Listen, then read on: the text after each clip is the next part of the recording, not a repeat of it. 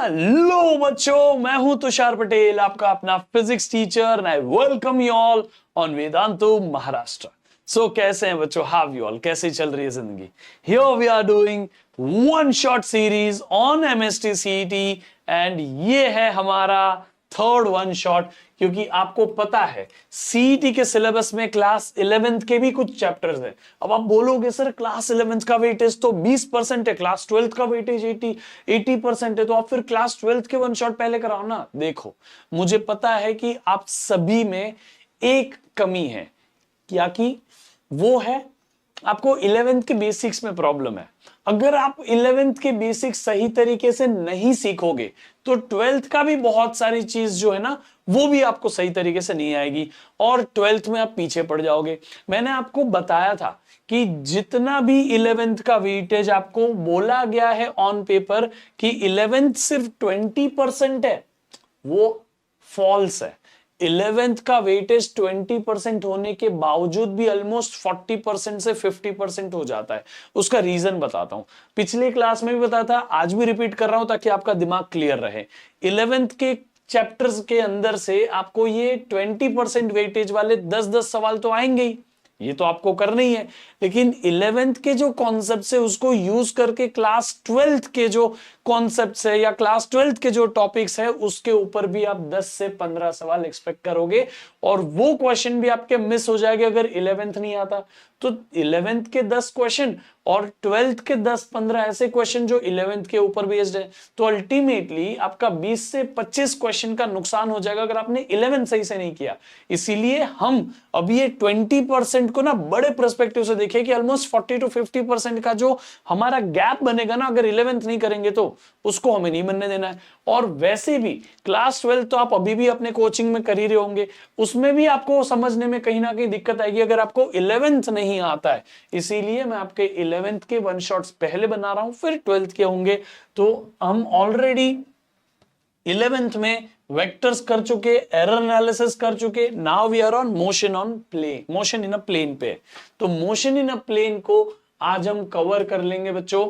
Motion in a plane का ये जो पूरा टेक्स्ट बुक में जितना भी है ये सब कवर कर लेंगे। अब क्या motion in a plane class 12th के लिए यूजफुल है? बहुत यूजफुल है। मोशन इन अ प्लेन ऐसा चैप्टर है बेटा जिसकी वजह से आपको सर्कुलर मोशन, रोटेशनल मोशन समझने में हेल्प होगी जो क्लास 12th में। ये चीज को याद रख के अपने को करना है, ठीक है।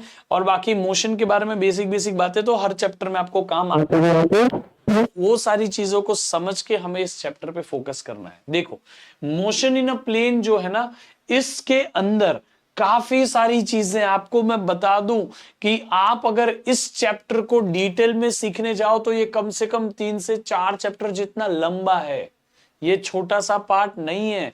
लगता है कि ये बहुत छोटा सा हिस्सा रहेगा, लेकिन ये मोशन इन अ प्लेन एक बहुत वास्ट चैप्टर है भाई। इसमें motion in a straight line भी आता है, उसमें मोशन इन अ प्लेन भी आता है, मोशन इन अ प्लेन में प्रोजेक्टाइल भी आता है, थोड़ा थोड़ा सर्कुलर भी आता है, मोशन ग्राफ भी आता है, वो बेसिक सा जो काइनेमेटिक्स है वो सब भी आता है। सो इट इज वेरी डेप्थफुल और इसीलिए मैंने ना एक स्पेशल नोट्स आपके लिए बनाई है। इसमें मैंने कई सारे चार्ट्स, कई सारी चीजें लेके आप लोगों को चीजें इजी की है। जैसे मैं क्वेश्चंस भी आपको ऑब्वियसली कराऊंगा, लेकिन मैंने ना उसके ही साथ में देखो कुछ कुछ चार्ट्स लिए हैं, कुछ ऐसे शॉर्टकट्स आपके लिए लिखे हैं। फिर आप देखो यहाँ पे, अभी कहाँ गया ये, तो रहा, यहाँ तो था कहीं, ये देखो ऐसे कुछ मोशन इन अंडर ग्रेविटी के लिए, फिर ऐसे जो चार्ट्स होते हैं, ये सब लेने के साथ में मैं आपको सिखाऊंगा। मोशन इन अ ग्राफ देखो मैं कैसा मस्त आपको बताता हूं, यहाँ पे देखना ध्यान से। तो ये सारी चीजें आपको, ये सर्कुलर मोशन के कुछ जो ट्रिकी क्वेश्चंस, इंपॉर्टेंट क्वेश्चंस है वो सब भी मैंने आपके लिए लिए। कई सारे क्वेश्चंस आपको प्रैक्टिस के लिए भी दूंगा जिसमें से सीईटी में आने के चांसेस है। सर्कुलर मोशन के सारे शॉर्टकट्स, ये आपका क्लास 12th का रोटेशनल डायनेमिक्स का सर्कुलर वाला पार्ट भी कंप्लीट करा देगा इसी में, तो आपको वहां से भी इजी पड़ेगा। ये सब कुछ मैंने आपके लिए यहाँ पे इजी कर दिया है। यूसीएम, नॉन यूसीएम जो क्लास 12th में है एक्चुअली में, वो भी मैंने पूरा मोशन एक ही साथ पढ़ाने के लिए साथ में ले लिया। मैं आपको देखो रिलेटिव मोशन देख लो, फिर यहाँ पे आप आओगे तो problem, wind, man wind problem, river boat problem, ये सब कुछ every damn thing is covered. इसी के साथ में आप यहाँ पे ध्यान से देखोगे तो देखो मोशन ग्राफ दिखाता हूं, जस्ट अ मोमेंट। हाँ, ये देखो, ये projectile motion, inclined, normal projectile, फिर प्रोजेक्टाइल में भी हाफ प्रोजेक्टाइल, सब कुछ बेटा, every damn thing is covered. बहुत डिटेल्ड होने वाला है ये वन शॉट, लेकिन आपको एंड तक समझ जाएगा कि इससे बेहतर आपको काइनेमेटिक्स यानी मोशन इन अ प्लेन कोई नहीं सिखा पाएगा। ये देखो, ये सब कुछ एकदम डिटेल में, बहुत मस्त है, बहुत डेप्थफुल है। आपका पूरा जो काइनेमेटिक्स है, आप सीईटी, नीट, जेई जो लेवल का बोलो, उस लेवल का अपन motion in a plane complete करेंगे इस लेक्चर के अंदर। ठीक है, आई होप अब आपको समझ में आ चुका कि हमारे इस लेक्चर की डेप्थ क्या होने वाली है। क्लियर है ना बच्चों? सो रेडी हो कि नहीं आप? रेडी हो कि नहीं आप? क्योंकि आप इस चैप्टर से कम 2 से 3 क्वेश्चंस तो मिनिमम मान लो, 2 से 3 क्वेश्चन, क्योंकि इसमें क्लास 12th का सर्कुलर भी आ रहा है। मैं तो 4 क्वेश्चन तक का इसका प्रेडिक्शन करता हूं कि सीईटी में इसमें से 4 क्वेश्चन तक तो पहुंच ही जाने चाहिए कम से कम। ठीक है, तो आप जरूर इसको मान के चलो, आपको ये बहुत हेल्पफुल रहने वाला है। तो let's get started guys, let's get started. Kinematics शुरू करते हैं। बहुत क्विक होगा सेशन, थोड़ा सा फास्ट होगा। आपको करना क्या है, ये लेक्चर में आपको ये टेक्स्ट बुक सामने रखनी है। मेजरली हम इसी टेक्स्ट बुक के फ्लो से पढ़ने वाले हैं। आपको टेक्स्ट बुक सामने रखनी है। जो मैं रेक्टिलिनियर मोशन पहले पढ़ाऊंगा, उसके बाद में मैं धीरे धीरे यूनिफॉर्म, नॉन यूनिफॉर्म मोशन, ये वेलोसिटी टर्म्स, ये सब बताऊंगा, ग्राफ के बारे में बताऊंगा, सब बताऊंगा। लेकिन आपको उन चीजों को सामने रखना है, आपको साथ में मस्त में डिटेल में समझना है। ये सेशन आपको 2 बार देखना है। इस वीडियो को आप 2 बार देखोगे, पहला अभी और दूसरा इसी वीडियो को आप देखोगे आई थिंक 1 वीक बाद। आप जब इस वीडियो को 2 बार देखोगे तब आपका दिमाग में ये चीज चमकेगा, अदरवाइज आपको ये चैप्टर बहुत मुश्किल लगेगा, क्योंकि इसमें इतनी सारे कॉन्सेप्ट्स भर के पड़े। ठीक है, तो चलिए शुरू करते हैं। सबसे पहले frame of reference. Frame of reference क्या होती है बेटा? ये वो बैकग्राउंड होता है जिसके हिसाब से आप जज करते हो कि कोई चीज मूविंग है कि नहीं है। अभी आपको कैसे पता कि मैं रेस्ट हूं, मैं रेस्ट पे हूं, कैसे पता? क्योंकि बैकग्राउंड में कुछ मूव नहीं कर रहा है। ये लेटर जो है पी, उसका मेरे से जो पोजीशन है उतना ही मेंटेन हो रहा है। ये लेटर जो है एम, उसका मेरे साथ जो डिस्टेंस है वो मेंटेन हो रहा है। तो आपको दिख रहा होगा कि सर मूव नहीं कर रहे हैं। अभी मैं मूव कर गया, कैसे पता चला? क्योंकि ये सारे बैकग्राउंड को देख के आपको उसका जो मेरे से पोजीशन था वो चेंज हो गया, तो आपको पता चल गया तो मैं मूव कर गया हूं या बोर्ड उधर मूव कर गया है। तो कभी भी याद रखना, जो पीछे की चीजें होती है उसको हम बोलते हैं frame of reference. Frame of reference से ही आप पता कर सकते हो कि कोई चीज रेस्ट पे है कि मोशन में। बस में अगर 2-4 लोग हैं, सब आपस में एक दूसरे को देखेंगे, अरे ये तो सीट पे बैठा है रेस्ट पे, ये भी सीट पे बैठा है रेस्ट पे, अरे ये भी सीट पे बैठा है रेस्ट पे। लेकिन ये जो बाहर से सबको देखेगा, लगेगा ये सब मोशन में, और इन लोगों को लगेगा कि ये बंदा पीछे जा रहा है। तो everything is relative, motion is never absolute बेटा, motion is always relative. Motion depends on frame of reference. समझ में आ रहा है कि नहीं समझ में आ रहा है? Motion depends on frame of reference. याद रखना, मोशन जो है वो type of frame of reference, मतलब फ्रेम ऑफ रेफरेंस पे डिपेंड करता है। लेकिन ये मोशन के अंदर जितने भी रूल्स है, जितने भी फॉर्मूला है, काइनेमेटिकल इक्वेशन है, सब कुछ सिर्फ हमें इनर्शियल फ्रेम ऑफ रेफरेंस में ही एप्लीकेबल दिखते हैं। बाकी हम कहीं पे भी लगा नहीं सकते वो फॉर्मूले। इसीलिए आपको types of frame of reference को समझना पड़ेगा। ठीक है, सबसे पहले inertial frame of reference. Inertial frame of reference वैसी फ्रेम ऑफ रेफरेंस मानी जाती है जो या तो रेस्ट पे है या यूनिफॉर्म मोशन में है। तो जब भी आप कभी भी अगर एक्सेलरेशन 0 रखोगे, 0 एक्सेलरेशन यानी नो फोर्स, अगर किसी चीज पे फोर्स अप्लाई नहीं करोगे तो वो आइडियली रेस्ट पे होगी या फिर वो यूनिफॉर्म मोशन के अंदर बैठी होगी। यूनिफॉर्म मोशन यानी किसी को, अभी देखो अर्थ घूम रहा है सन के आसपास, है ना, एक तरीके से आइडियल सेंस में वो यूनिफॉर्म मोशन है, उसको कुछ फर्क नहीं पड़ता है। ठीक है, कि वो सर में सर्कल, देखो circular motion is always non accelerated motion. ठीक है, बट आपको समझाने के लिए बता रहा हूं कि और सेम स्पीड से घूमते रहते, उसको कोई रोकेगा नहीं, तब तक वो रुकेगा नहीं। तो यूनिफॉर्म मोशन स्पेस में हो सकता है। जैसे मैंने किसी चीज को पुश कर दिया, अब वो परमानेंटली आगे आगे आगे आगे आगे आगे, जैसे हमने क्या किया 1968 के आसपास ना, कुछ ऐसा 70s के आसपास कुछ था, हमने वॉयेजर 1 करके एक स्पेसक्राफ्ट बनाया, उसको स्पेस में फेंक दिया। अब वो हमेशा के लिए अर्थ से दूर ही जाता रहेगा जाता रहेगा जाता रहेगा। हमने उसको क्या करने भेजा कि जाओ तुम जितना दूर जा सके जाओ, पता करो कि वहां पे क्या है, उसके सिग्नल भेजते रहो।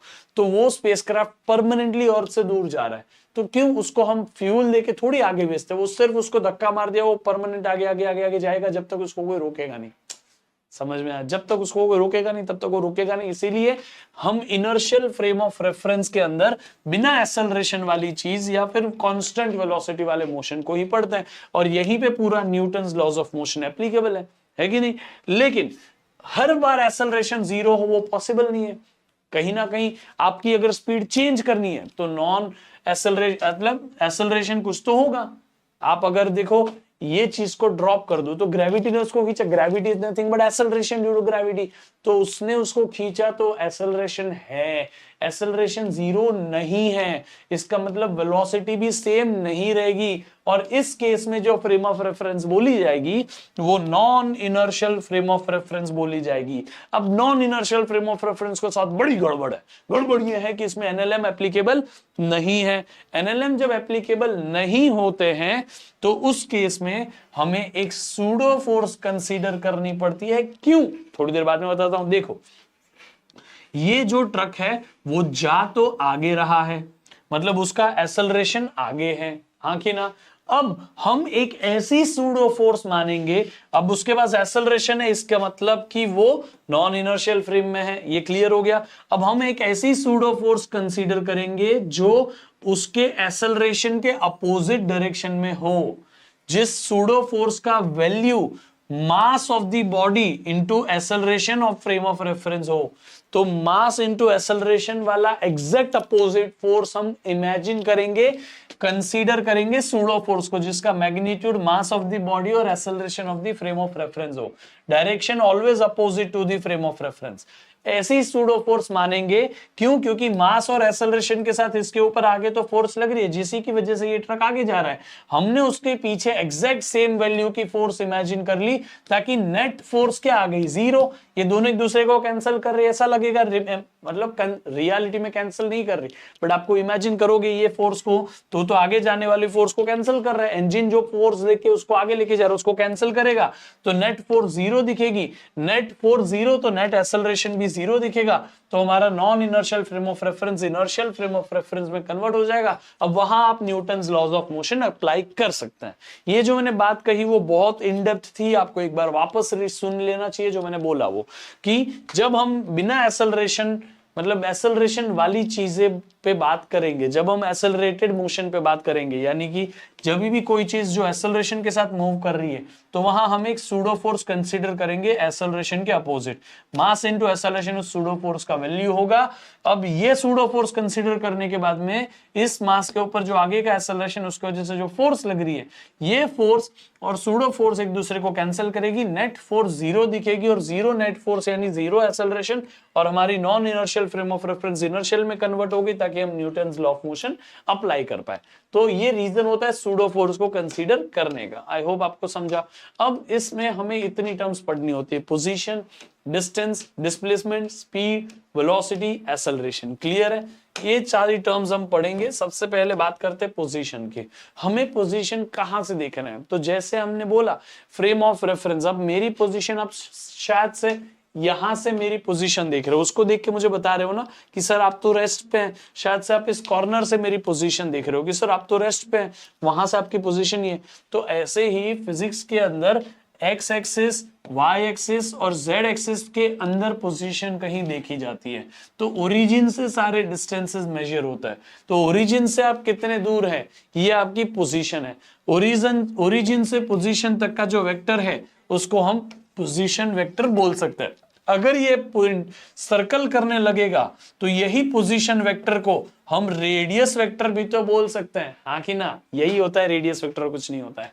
तो ये जो पोजीशन वेक्टर है वो वेक्टर फॉर्म में लिखा जाएगा x axis along x coordinate along x axis यानी x i cap, y coordinate along y axis यानी y j cap, z coordinate along z axis यानी जेड के कैप। याद रहेगा?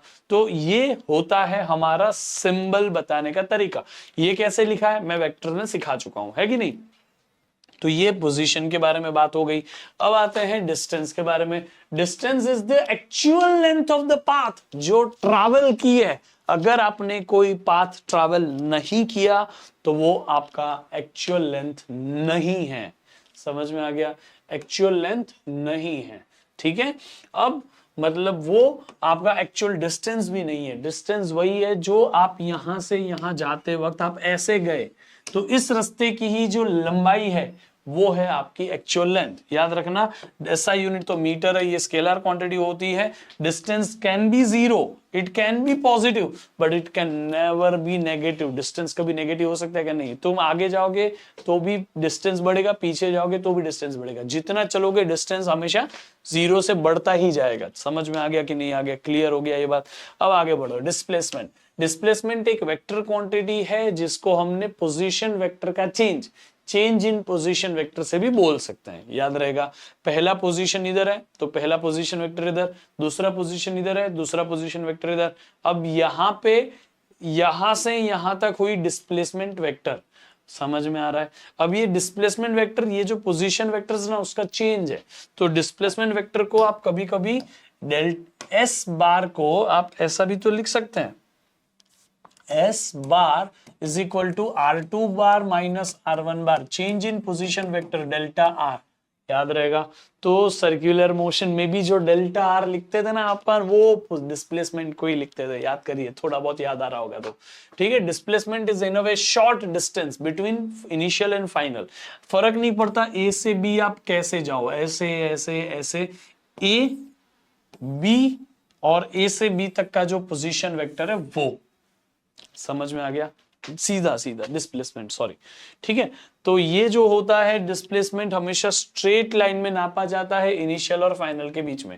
आपने कैसा डिस्टेंस ट्रैवल किया उससे फर्क नहीं पड़ता, आपका पाथ क्या है उससे फर्क नहीं पड़ता, सिर्फ इनिशियल पोजीशन फाइनल पोजीशन पे डिपेंड करता है। डिस्टेंस जो होगा वो हमेशा ज्यादा होगा या एग्जैक्टली इक्वल हो सकता है डिस्प्लेसमेंट के। डिस्प्लेसमेंट कभी भी जो है डिस्टेंस से बड़ी नहीं हो सकती। आप इस चीज को भी दिमाग में घुसा लेना। आपको ये चीज याद रखना है कि डिस्प्लेसमेंट हमेशा डिस्टेंस के इक्वल या उससे छोटी ही होती है। डिस्टेंस हमेशा डिस्प्लेसमेंट से बड़ा या फिर इक्वल हो सकता है। डिस्टेंस और डिस्प्लेसमेंट सेम कब हो गए? जब दोनों स्ट्रेट लाइन में है तो डिस्टेंस और डिस्प्लेसमेंट दोनों सेम है। जैसे ही टर्न लिया डिस्प्लेसमेंट छोटा हो जाएगा और डिस्टेंस बढ़ता ही जाएगा।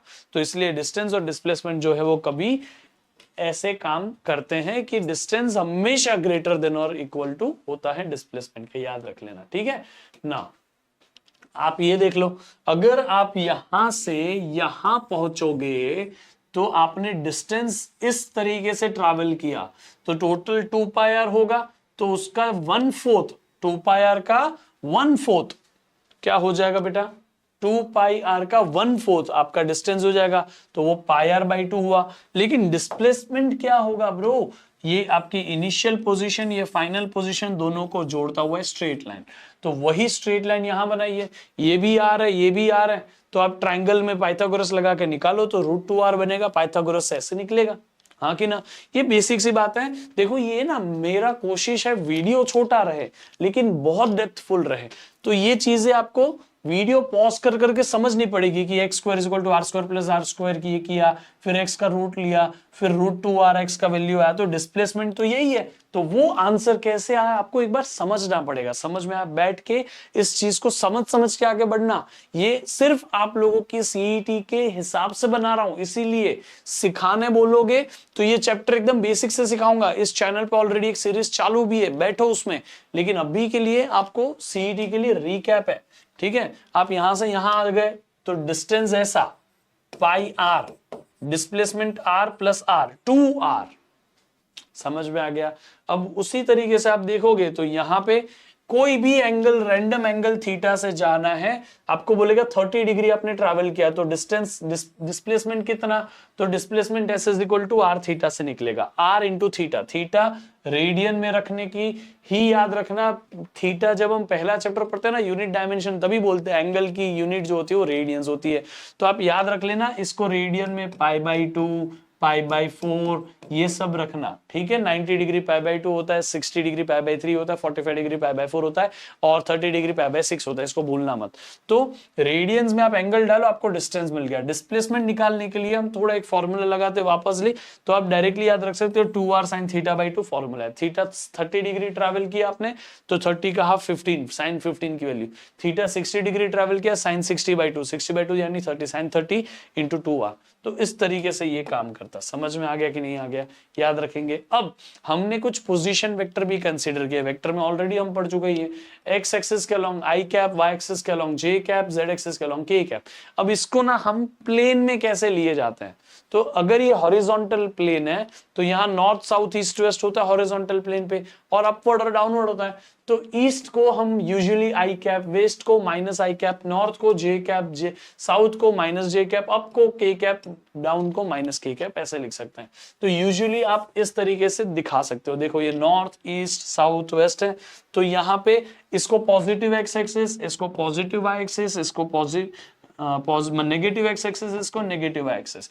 तो positive x axis, positive axis, positive x axis यानी ईस्ट है, ईस्ट को आई कैप लिखा, पॉजिटिव वाई एक्सिस यानी जे कैप, जे कैप लिखा।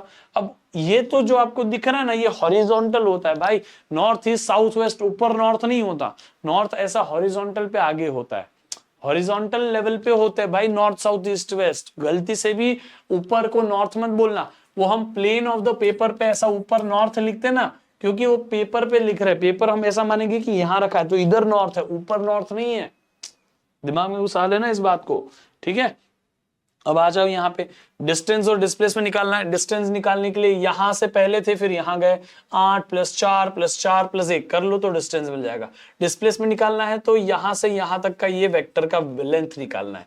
तो यहां से यहां तक देखो, पूरा जो है वो 8 है, उसमें से इतना 4 है, तो ये बचा वो 4 बचा, और जो यहां से यहां तक देखो वो 4 है, उसमें से ये 1 है, तो 4 - 1 करोगे तो ये 3 बचा, 4 और ये 3, तो ये आपको निकालना है। अब आप ट्राइंगल में से आप निकाल लो हाइपो की वैल्यू। ये देखो ये 4 है, ये 3 है, तो ये पाइथागोरस से निकालोगे तो आपको डिस्प्लेसमेंट भी मिल जाएगी। आई होप आपको समझा है ना। God bless you all.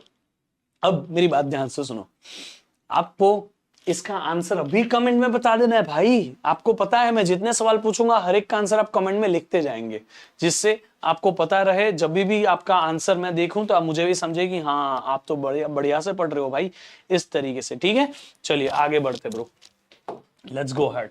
अब आगे बढ़ते हैं, ठीक है। Example, numerical ratio of the displacement to the distance. Displacement to the distance, displacement upon distance. Distance हमेशा छोटा या सेम हो सकता है, ठीक है, तो हमेशा 1 या लेस देन 1 हो सकता है, ठीक है। ऐसे ही speed upon velocity upon speed, ये भी आप निकालो तो लेस देन 1 होगा। उल्टा बोलते तो distance upon displacement greater than 1 लिखता, ठीक है। तो ये लेस देन, इक्वल टू और less than 1, option C.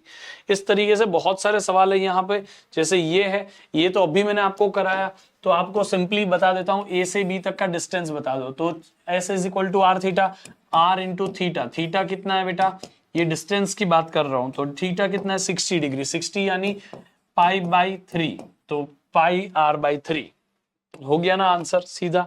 Displacement आप मुझे बताओ इस क्वेश्चन का, आंसर करो कमेंट बॉक्स में, ठीक है। चलो अभी बढ़ते हैं आगे। अब बहुत सारे सवाल हो चुके हैं, तो अब आते हैं स्पीड पे। स्पीड क्या है बच्चों, स्पीड क्या है? स्पीड एक ऐसी क्वांटिटी है जो डिस्टेंस या पोजीशन हम कितनी जल्दी चेंज कर रहे हैं वो पता करता है। Speed is a rate of change of distance.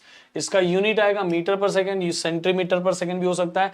Usually speed को किलोमीटर पर आवर में प्रैक्टिकल डेज में, हमारे प्रैक्टिकल लाइफ में लिया जाता है। किलोमीटर पर आवर से मीटर पर सेकंड में जाना है तो आपको मैं 2 तरीके हैं, या तो आप 10/36 करो, मैं 5/18 प्रेफर नहीं करता हूं, मैं 10/36 प्रेफर करता हूं, सिंपल नंबर है। यहाँ पे मीटर पर सेकंड से किलोमीटर पर आवर में जाने के लिए 36/10 करो, ठीक है। या फिर किलोमीटर पर आवर से मीटर पर सेकंड में जाने के लिए डिवाइड बाय 3.6, मीटर पर सेकंड से किलोमीटर पर आवर जाने के लिए मल्टीप्लाई बाय 3.6। आपको जो शॉर्टकट याद रखना है याद रखो, ठीक है।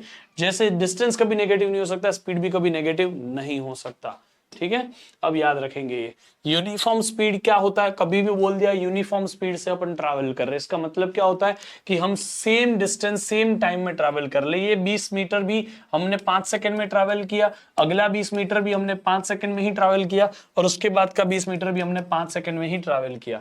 तो हर बार हम इक्वल डिस्टेंस में इक्वल टाइम में इक्वल डिस्टेंस ट्रैवल कर, इसको बोलते हैं हम यूनिफॉर्म स्पीड से जा रहे हैं, हम सेम स्पीड से जा रहे हैं, हम कांस्टेंट स्पीड से जा रहे हैं, ऐसा बोलते हैं। फिर होता है non uniform speed. What is non uniform speed? यहां पे पहली 5 सेकंड में हमने 20 मीटर ट्रैवल किया, अगली 5 सेकंड के अंदर हमने 40 मीटर ट्रैवल किया, यानी हमने ज्यादा डिस्टेंस ट्रैवल किया, सेम टाइम में हमने स्पीड बढ़ा दी।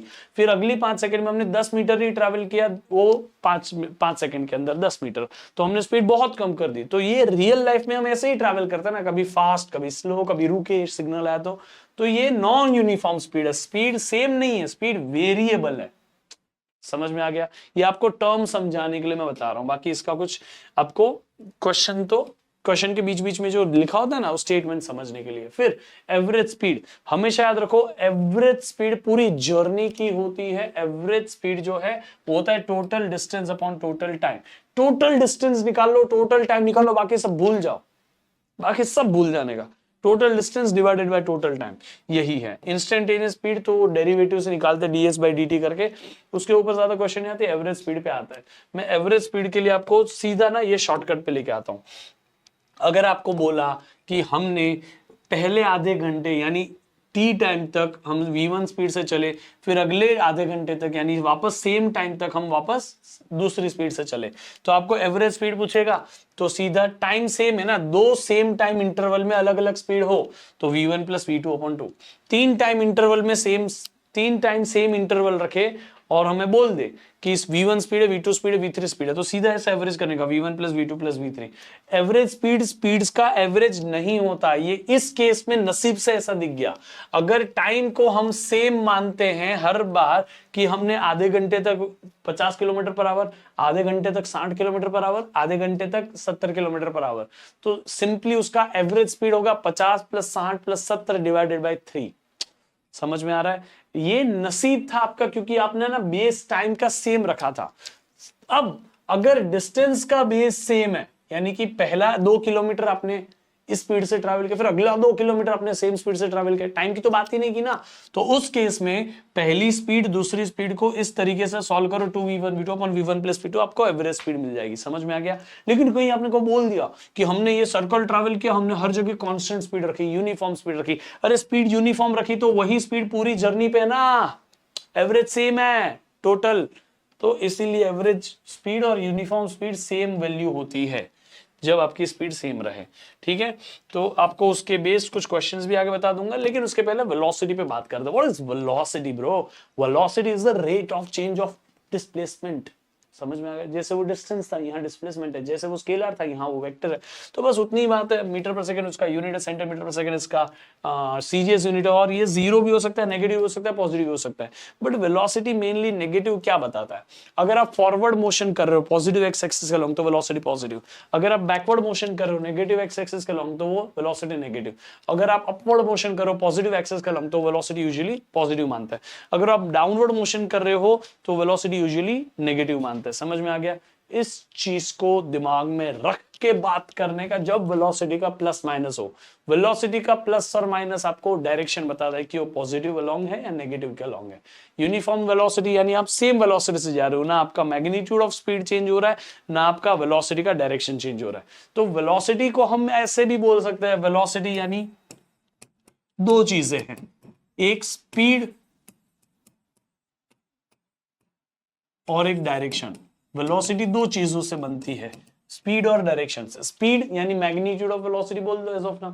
तो स्पीड कब चेंज होगा? जब आप फास्ट होगे, स्लो होगे। डायरेक्शन अगर आप चेंज ही नहीं करोगे तो आपका वेलोसिटी भी सेम रहेगा, तो यूनिफॉर्म वेलोसिटी हो गया। नॉन यूनिफॉर्म वेलोसिटी यानी आप स्पीड सेम रखो लेकिन डायरेक्शन चेंज करो, जैसे सर्कुलर मोशन। यूसीएम के अंदर में आप सर्कुलर मोशन तो करते हैं, आपकी स्पीड जो है हर जगह पे सेम है ना, लेकिन बार बार आपका डायरेक्शन ऑफ वेलोसिटी हर जगह अलग अलग है। तो यूसीएम भी एक तरीके से वेरिएबल वेलोसिटी वाला, नॉन यूनिफॉर्म वेलोसिटी वाला मोशन हो गया। नहीं समझा? फिर एवरेज वेलोसिटी का कॉन्सेप्ट, एवरेज वेलोसिटी और एवरेज स्पीड एग्जैक्टली सेम होता है अगर आप स्ट्रेट लाइन में ट्रैवल कर रहे हो तो। डायरेक्शन पीछे भी नहीं होना चाहिए, आगे भी नहीं होना चाहिए, मतलब साइड में भी नहीं होना चाहिए।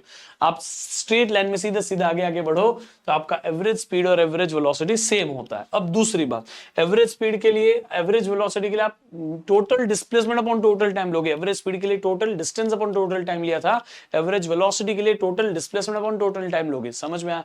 आई नो मैं फास्ट हूं, लेकिन आपको इसकी आदत डालनी होगी, क्योंकि आप अभी सीईटी में ना 1 मिनट से भी कम समय में एक क्वेश्चन सॉल्व करने की चैलेंज लेने वाला है। आप अगर 1 मिनट में एक मिनट के अंदर एक क्वेश्चन नहीं कर पा रहे ना तो प्रॉब्लम है। इसीलिए आपके दिमाग को फास्ट चीजें प्रोसेस करने की आदत डालनी पड़ेगी। पहले 2 लेक्चर देखो, पहले 2 वन शॉट में स्लो जा रहा था, मैंने एरर्स के बाद में ये जो चैप्टर लिया वेक्टर्स, कितना धीरे धीरे धीरे धीरे उतना टाइम लिया था उसको सिखाने में। काइनेमेटिक्स बड़ा है, बट मेरी कोशिश है कि मैं आपको जो बोलूं आपके दिमाग में घुसते जाना चाहिए, आपका दिमाग फास्ट प्रोसेस करना चाहिए। So it's a training of mind. समझ में? आपको दिमाग में उस हिसाब से सोचना पड़ेगा, ठीक है। अब ये कुछ फैक्ट्स है जो आपको कभी कभी क्वेश्चन के फॉर्म में आ सकते हैं। एवरेज स्पीड, जैसे मैंने बोला था, डिस्टेंस हमेशा जो होता है वो बड़ा होगा या फिर इक्वल हो सकता है डिस्प्लेसमेंट के, वैसे ही स्पीड हमेशा बड़ी या फिर इक्वल हो सकती है डिस्टेंस के, वेलोसिटी के। इसी तरह एवरेज स्पीड भी हमेशा बड़ा होगा या फिर इक्वल हो सकता है एवरेज वेलोसिटी के, याद रखना। When particle moves with a constant velocity in the magnitude of distance and displacement is same. जब सेम स्पीड से आप आगे आगे बढ़ोगे तो स्पीड भी सेम है, वेलोसिटी भी सेम है, तो एवरेज स्पीड और एवरेज वेलोसिटी भी सेम है, डिस्टेंस और डिस्प्लेसमेंट सेम, तो स्पीड और वेलोसिटी भी सेम। समझ में आ गया? फिर बाकी सारी चीजें यहां लिखी है तो वो तो मैं आपको ऑलरेडी बोल चुका हूं, बाकी आपको पीडीएफ मिलेगा तो आप देख लेना। कभी कभी आपको बोलते हैं कि आप चेंज इन वेलोसिटी निकालें। Change in velocity, change in velocity यानी कौन से केस में? जब आप यूनिफॉर्म मोशन करें, जैसे सर्कुलर मोशन में आप यहां थे, आप यहां पहुंच गए, आपकी स्पीड यहां भी v है, यहां भी v है, लेकिन आपका डायरेक्शन इधर अलग था और इधर अलग है, तो change in direction is also change in velocity ना भाई। तो डायरेक्शन चेंज करना भी तो वेलोसिटी चेंज करना हुआ, भले उसका मैग्नीट्यूड सेम है तो उसका स्पीड सेम है। यहां पे क्या है बेटा? स्पीड सेम है बट वेलोसिटी अलग अलग है, वेलोसिटी चेंज हो रही है, डिफरेंट है। उसका रीजन, ये वेलोसिटी के लिए डायरेक्शन भी काउंट करना पड़ता है। तो आप इस केस में अगर आप बोलोगे चेंज इन वेलोसिटी निकाल के दो तो 2v sin θ/2। इसी केस में अगर आपको देखो सर्कुलर मोशन का ये आंसर है, डेल्टा आर निकालना है तो 2r sin θ/2 कर दो। समझ में आ गया? तो ये हो गया डिस्प्लेसमेंट। ये जो सर्कुलर मोशन होता है ना ब्रो, ये आपका जो डिस्प्लेसमेंट है उसका फॉर्मूला बताया मैंने डेल्टा आर का, क्योंकि ये भी आर है ये भी आर है, तो ये हो गया डेल्टा आर। तो डेल्टा आर निकालना है तो ये फॉर्मूला, डेल्टा वी निकालना है तो ये फॉर्मूला, सेम ही तो है भाई। समझ में आ गया? बट ये बात याद रख लेना, ये जो वेलोसिटी के लिए सिर्फ यूसीएम में फॉर्मूला चलेगा। क्यों? यूसीएम में ही ये स्पीड सेम रहती है इसीलिए। बाकी एनी विच वेज आपको स्पीड सेम रख के सिर्फ डायरेक्शन चेंज हो रहा है तो सर्कल हो कि ना हो, आप ये फॉर्मूला यूज कर सकते हैं चेंज इन वेलोसिटी का, ठीक है। एग्जांपल के तौर पे आप देखो, ये क्वेश्चन है एवरेज वेलोसिटी वाला। एवरेज वेलोसिटी क्या होता है? Total displacement total time. आप गए ए से घूम के बी पे, डिस्प्लेसमेंट तो आपने 2 मीटर ही ट्रेवल किया ना, 1 metre plus 1 metre 2 metre, time लगाया 1 सेकेंड, तो हो गया 2 एवरेज वेलोसिटी। आप एवरेज स्पीड निकालो इसका और आंसर करो क्वेश्चन में, ठीक है। कमेंट बॉक्स में आंसर करो, या समझा कि नहीं समझा देख लो, आपको चाहिए तो ये क्वेश्चन को एक बार, come on. So I hope कि आपको ये समझ चुका है एवरेज स्पीड एवरेज वेलोसिटी वाला पूरा कॉन्सेप्ट। अब आ जाते हैं acceleration. It's one of the easy thing. Velocity कितना चेंज करती है टाइम के साथ में, उसको हम कहते हैं acceleration. Acceleration is a rate of change of velocity बेटा। ये rate of change of speed नहीं होता है, ये rate of change of velocity होता है। इस चीज को भूलने का नहीं, ठीक है। और इसका यूनिट मीटर पर सेकंड स्क्वायर, सेंटीमीटर पर सेकंड स्क्वायर होगा, डायमेंशन L1t-2 होगा, और बिकॉज वेलोसिटी भी वेक्टर है तो एक्सेलरेशन भी वेक्टर ही होगा। बस इसको दिमाग में रख लेना, ठीक है ना। एक्सेलरेशन अगर यूनिफॉर्म आपको किसी ने बोल दिया ना, इसका सिंपल सा मतलब है कि एक्सेलरेशन का मैग्नीट्यूड और डायरेक्शन दोनों सेम रहेगा। नॉन यूनिफॉर्म एक्सेलरेशन यानी एक्सेलरेशन बदलेगा, चाहे वो मैग्नीट्यूड से या फिर वो डायरेक्शन से बात करें। बाकी average acceleration is nothing like average speed only, total change in velocity upon total time, ठीक है। अब देखो डेरिवेटिव के टर्म्स में एक्सेलरेशन को डीवी बाई डी टी लिख सकते हैं, हाँ डीवी बाई डी टी को डबल डेरिवेटिव ऑफ पोजीशन बोल सकते हैं, displacement, acceleration is double derivative of displacement, ये भी लिख सकते हो। ये आई होप आपको पता होगा, नहीं पता तो मैं आपको थोड़ी देर बाद में बताता हूं। देखो अभी बता देता हूं, बाद में क्या बताऊं। देखो डिस्प्लेसमेंट को अगर मैं एक्स से लिखूं, एस से लिखूं, ठीक है, एस से लिख लिया, डिस्प्लेसमेंट का डेरिवेटिव करो तो ds बाई डी टी हो गया, इसी को हम वेलोसिटी बोलते हैं। वेलोसिटी का derivative low dv by dt हो गया, इसी को हम एक्सेलरेशन बोलते हैं। और अगर आप वेलोसिटी को ये लिखोगे तो इसका second derivative d2s by dt square लिखा जाता है, वो भी एक्सेलरेशन होता है। तो एक्सेलरेशन वेलोसिटी का पहला डेरिवेटिव और एक्सेलरेशन डिस्प्लेसमेंट का दूसरा डेरिवेटिव, दो बार डेरिवेटिव रिपीट करने का, ठीक है, ये होता है। अब कुछ इंपॉर्टेंट चीजें जो आपको मोशन के अंदर क्लियर होनी चाहिए उसको क्लैरिफाई कर लेते हैं अभी, ठीक है। आप ध्यान से समझना, अगर आप आगे के डायरेक्शन में जा रहे हो, पॉजिटिव एक्स एक्सिस के लॉन्ग जा रहे हो, तो आप वेलोसिटी को पॉजिटिव मानोगे। अगर आप पीछे के डायरेक्शन में जा रहे हो, नेगेटिव एक्स एक्सिस के लॉन्ग जा रहे हो, तो आप वेलोसिटी को नेगेटिव मानोगे। यानी वेलोसिटी की वैल्यू पॉजिटिव है नेगेटिव है, वो डिपेंड करता है आप फॉरवर्ड मोशन कर रहे हो कि बैकवर्ड मोशन कर रहे हो। क्लियर हो गया।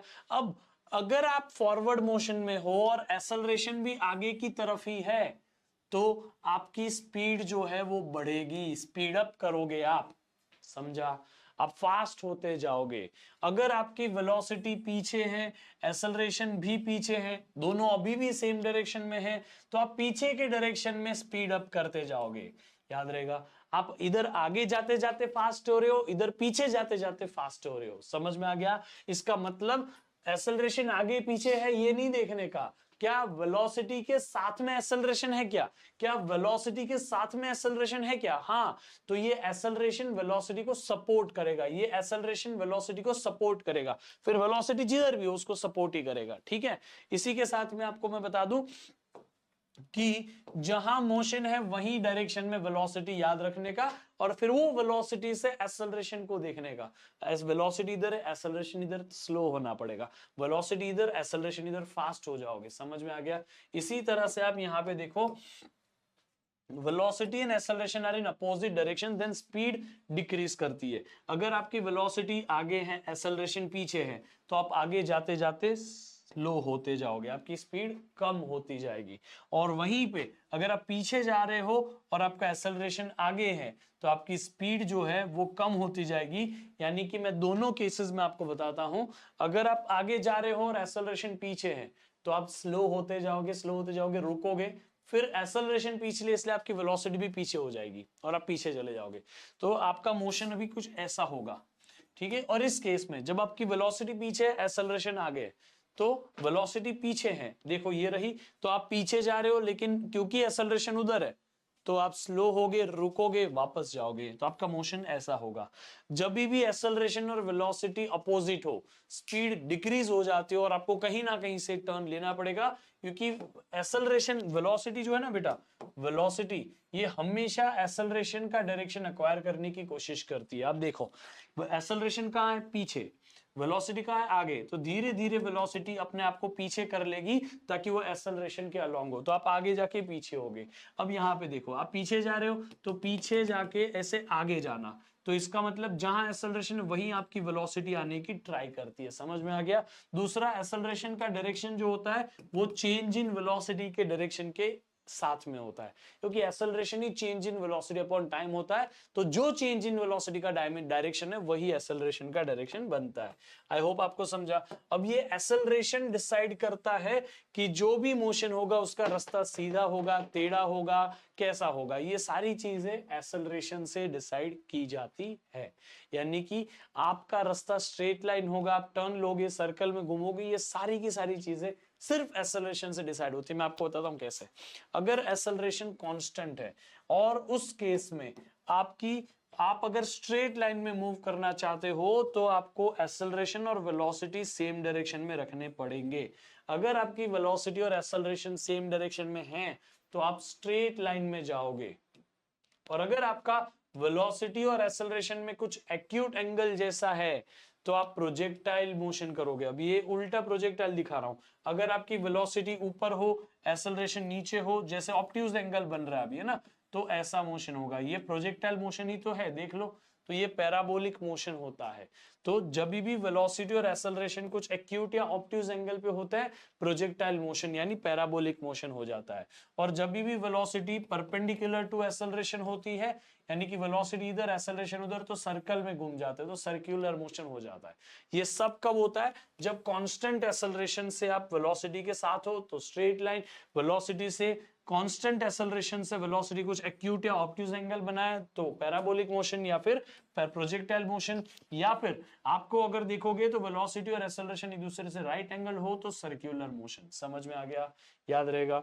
और वहीं पे आप देखो यहाँ पे एक्सेलरेशन जो है वो अगर वेरिएबल हो तो फिर पाथ टेढ़ा मेढ़ा कुछ भी हो सकता है, ठीक है, टेढ़ा मेढ़ा कुछ भी हो सकता है। अब आगे बढ़ते हैं। States of motion. States of motion यानी क्या?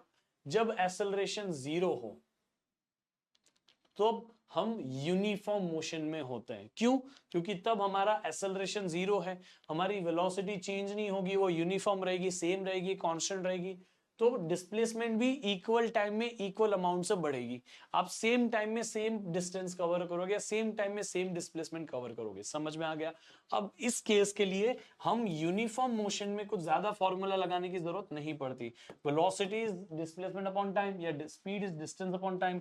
उसी में अगर आपका एक्सेलरेशन 0 नहीं है तब फिर आप नॉन यूनिफॉर्म मोशन में हैं। अब नॉन यूनिफॉर्म मोशन एक ब्रॉड टर्म है, यूनिफॉर्म को छोड़ के सारे टाइप के मोशन नॉन यूनिफॉर्म ही होते हैं। जब एक्सेलरेशन 0 है तब आप यूनिफॉर्म में हैं। यहां तो बहुत सिंपल मोशन होता है, एक्सेलरेशन की वैल्यू 0, वेलोसिटी और डिस्प्लेसमेंट की इस तरह से निकाल सकते हो। लेकिन जब एक्सेलरेशन नॉन 0 है तब आसान है बहुत। कैसे?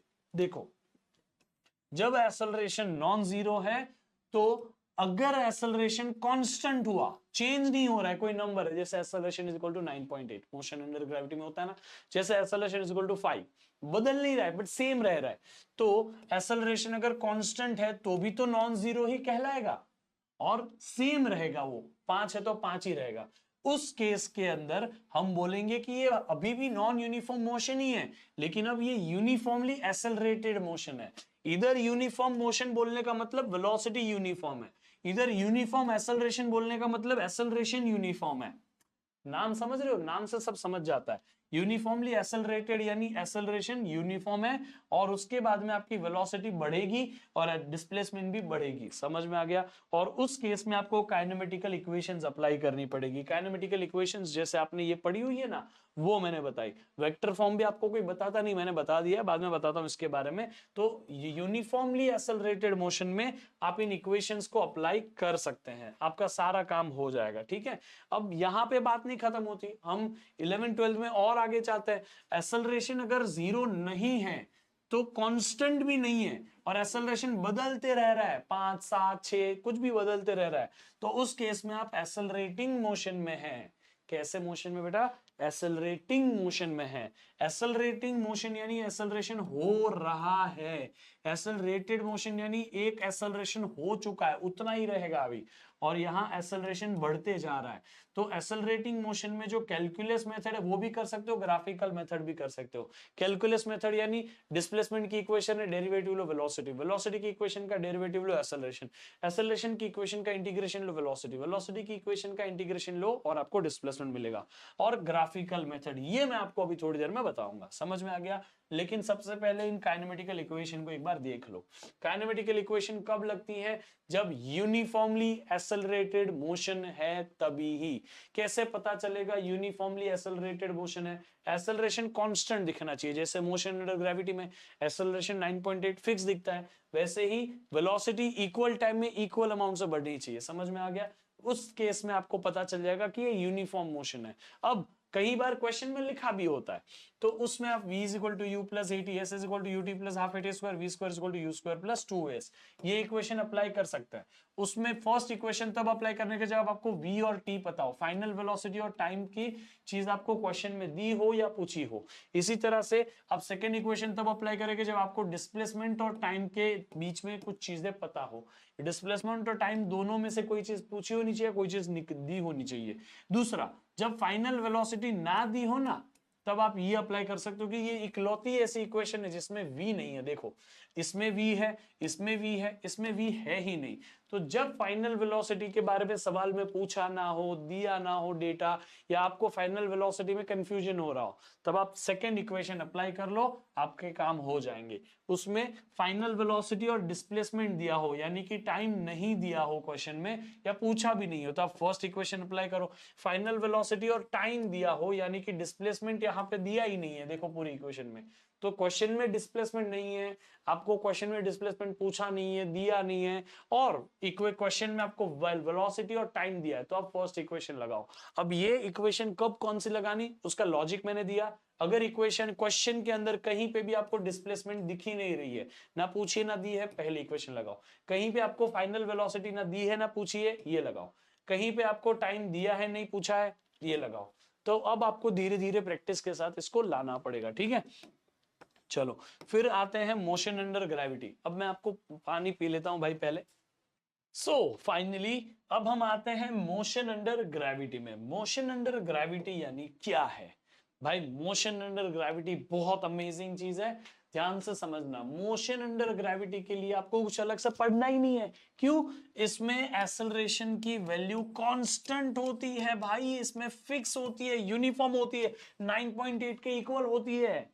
तो जब एक्सेलरेशन कांस्टेंट है तो आप यूनिफॉर्मली एक्सेलरेटेड मोशन में आ चुके। अब आपको टेंशन ही नहीं है क्या करना है। क्यों? जब भी यूनिफॉर्मली एक्सेलरेटेड मोशन हो, आपको सिर्फ ये तीन इक्वेशन कर देनी अप्लाई। इन तीन इक्वेशन में v equal to you plus A T था, ए की जगह g लिखो। क्यों? मोशन अंडर ग्रेविटी में एक्सेलरेशन को एक्सेलरेशन ड्यू टू ग्रेविटी यानी g लिखा जाता है, तो a की जगह g लिख दो, और s जो है डिस्प्लेसमेंट, वर्टिकल डिस्प्लेसमेंट को h लिख दो। तो v की जगह g, a की जगह g लिख दिया, तो v equal to you plus A T का gt हो गया, v square equal to U square plus 2as का 2gh हो गया, s is equal to UT plus half A T square का h is equal to UT plus half GT square हो गया।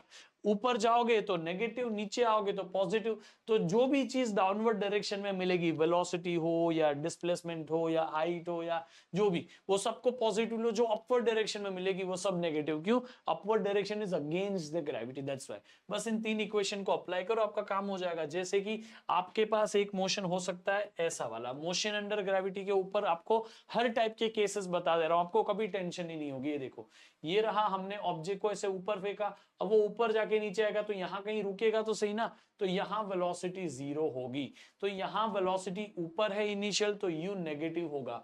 Acceleration due to gravity यहां देखोगे तो भी डाउनवर्ड, यहां देखोगे तो भी डाउनवर्ड, तो एक्सेलरेशन ड्यू टू ग्रेविटी हमेशा पॉजिटिव होगा। ऊपर जाते वक्त में हाइट को नेगेटिव लिया जाएगा, यहां से यहां तक का क्वेश्चन कर रहे हो तो हाइट को पॉजिटिव लिया जाएगा।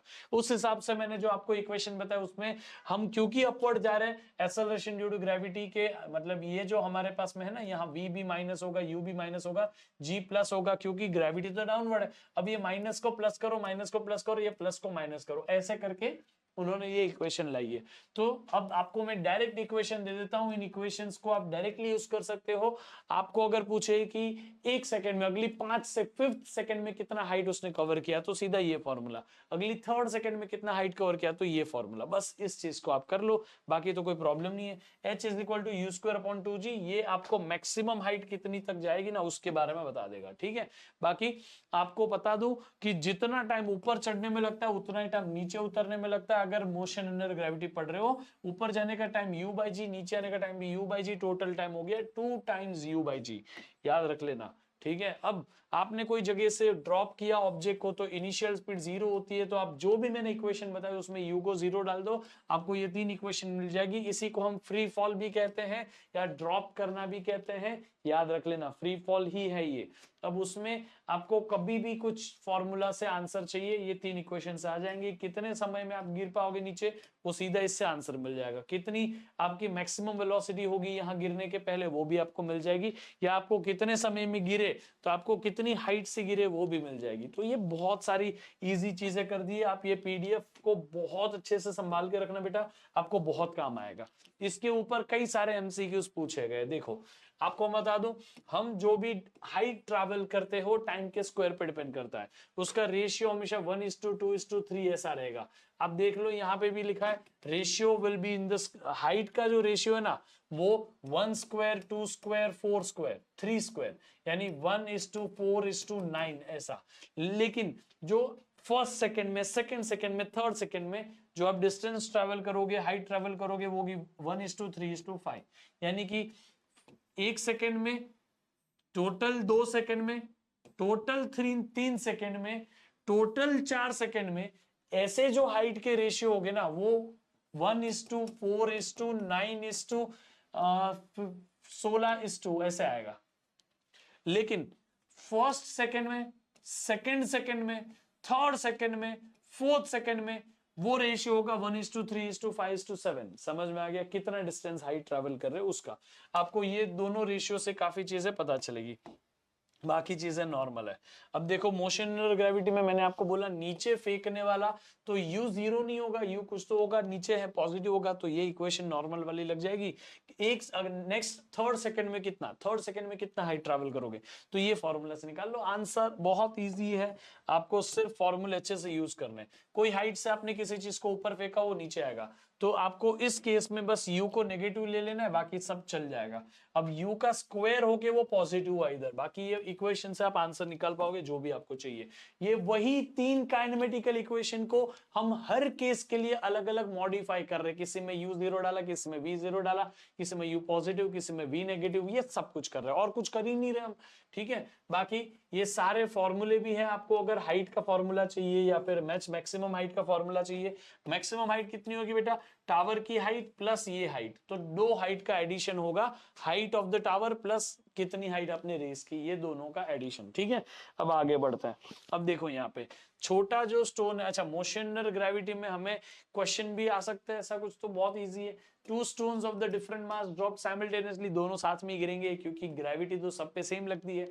फिर ये एक क्वेश्चन है ओडिशा जेई में पूछा था, वेलोसिटी ए बी सी का रेशियो बताओ। A B C are the particle thrown from the top of the tower with the same speed. A is thrown up, B is thrown down, C is thrown horizontally. एक को ऊपर फेंका, एक को सामने फेंका, एक को नीचे फेंका। They hit the ground with the speeds, दो तीनों में से कौन सबसे ज्यादा स्पीड से नीचे गिरेगा। जिसको नीचे फेंका डायरेक्टली, वो उसके पास इनिशियल कुछ स्पीड है, वो लास्ट में ज्यादा स्पीड से नीचे गिरेगा। जिसको आगे फेंका वो उससे थोड़ी कम स्पीड से। जिसको ऊपर फेंका वो, आप सोच के देखो, वो अब वो ऊपर गया है, जरा आंसर सोच के देखो। जिसको आपने ऊपर फेंका है वो नीचे आएगा, तो उसकी स्पीड का रेशियो देख लेना। तो वेलोसिटी जो आपने किसी चीज को नीचे ड्रॉप किया है क्या नीचे, B is thrown down, thrown down वाला जो है, और हॉरिजॉन्टल जो है, horizontal will be slowest one, है ना, तो सी विल बी स्लोएस्ट। याद रख लेना, सी को सबसे कम स्पीड देनी है, सी को सबसे कम स्पीड देनी है। ये देखो यहां है, ए और बी को सेम है, हो गया। तो इस तरीके से बाकी बॉडी स्टार्ट्स फॉलिंग फ्रीली, उसमें आपको first second, second second and third second का टाइम का ratio, first second third second and second, first and second and third second, तो 1:3:5 ये हो गया रेशियो डिस्टेंस ट्रैवल्ड का। ठीक है, क्वेश्चन एक बार आप अच्छे से पढ़ना, मैं थोड़ा सा क्विक जा रहा हूं लेकिन आपको सिर्फ बता रहा हूं कि क्वेश्चंस किस तरह से किए जाते हैं। ठीक है, अब आ जाते हैं नॉन यूनिफॉर्म मोशन के अंदर। नॉन यूनिफॉर्म मोशन यानी एक्सेलरेशन जो है वो बदलता रहता है, एक्सेलरेशन चेंज होता रहता है समय के साथ में। अगर एक्सेलरेशन टाइम पे डायरेक्टली प्रोपोर्शनल है तो हम बोलेंगे यूनिफॉर्मली एक्सेलरेटिंग मोशन है। एक्सेलरेटेड यानी एक्सेलरेशन कांस्टेंट, यूनिफॉर्मली एक्सेलरेटेड लिखा होता ना तो एक्सेलरेशन कांस्टेंट बोलता।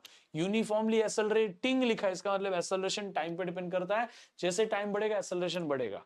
समझ में आ गया, और टाइम का पावर 1 है यहाँ पे, और एक्सेलरेशन टाइम का स्क्वायर पे डिपेंड कर सकता है, एक्सेलरेशन टाइम के क्यूब पे। तो उस केस में हम नॉन यूनिफॉर्मली एक्सेलरेटिंग मोशन बोल सकते हैं। इसको सॉल्व करने के लिए कोई फॉर्मूला है ही नहीं, आपको 2 तरीके हैं, कैलकुलस मेथड और एक है ग्राफिकल मेथड। कैलकुलस मेथड में डिस्टेंस की इक्वेशन का डेरिवेटिव लो, वेलोसिटी मिलेगा, वेलोसिटी की इक्वेशन का डेरिवेटिव एक्सेलरेशन मिलेगा।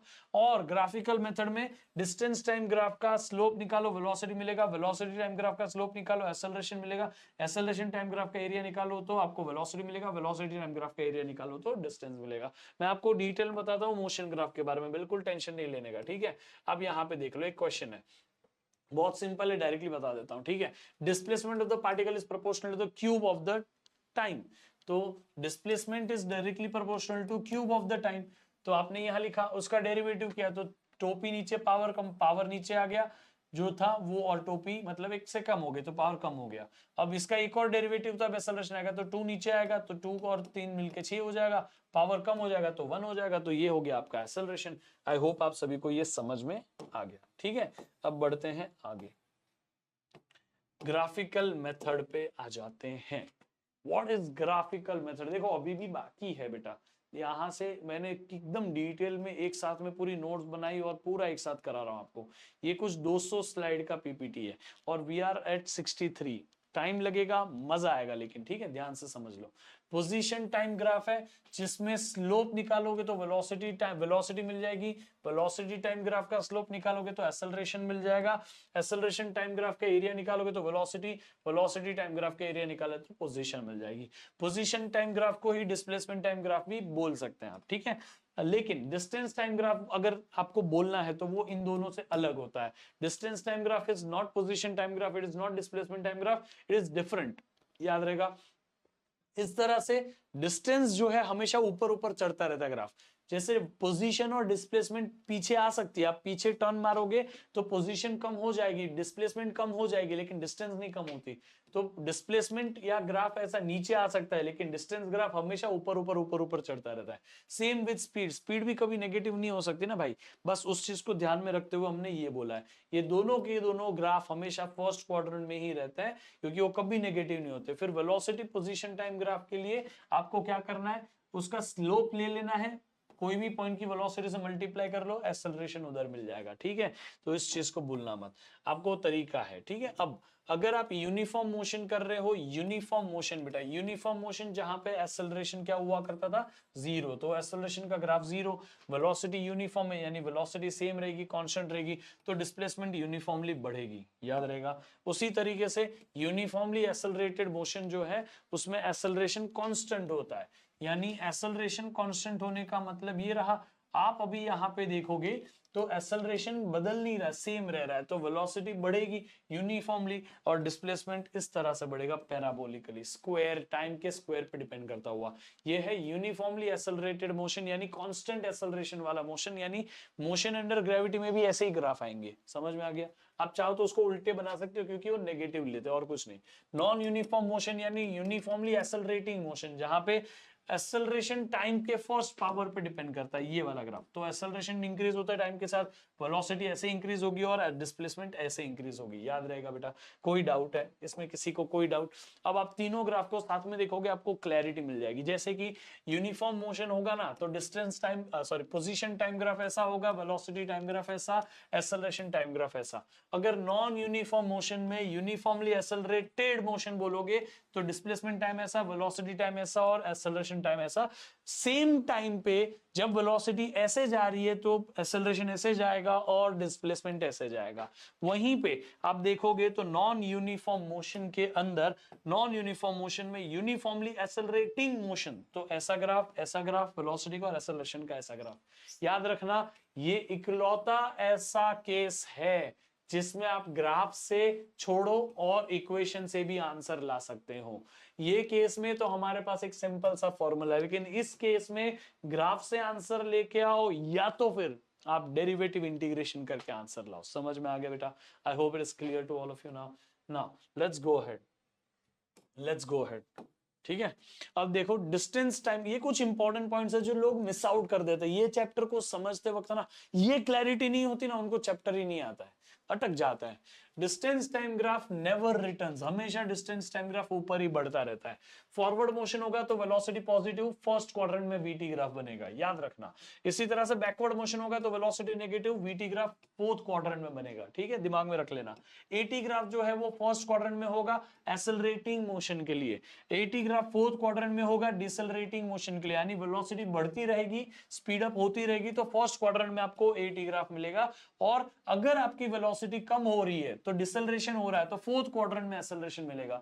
Negative acceleration, positive acceleration. First quadrant में ग्राफ ऊपर चढ़ता हुआ ऐसा दिखेगा आपको, और सेकंड क्वाड्रेंट, फोर्थ क्वाड्रेंट में ग्राफ नीचे उतरता हुआ वेलोसिटी डिसेलरेटिंग का वैसा मिलेगा। अगर आप लीनियर, इसको बोलते हैं linear graph, linearly increasing, linearly decreasing, इसको बोलते हैं non linear graph, non linearly increasing, non linearly decreasing, ऐसा होता है।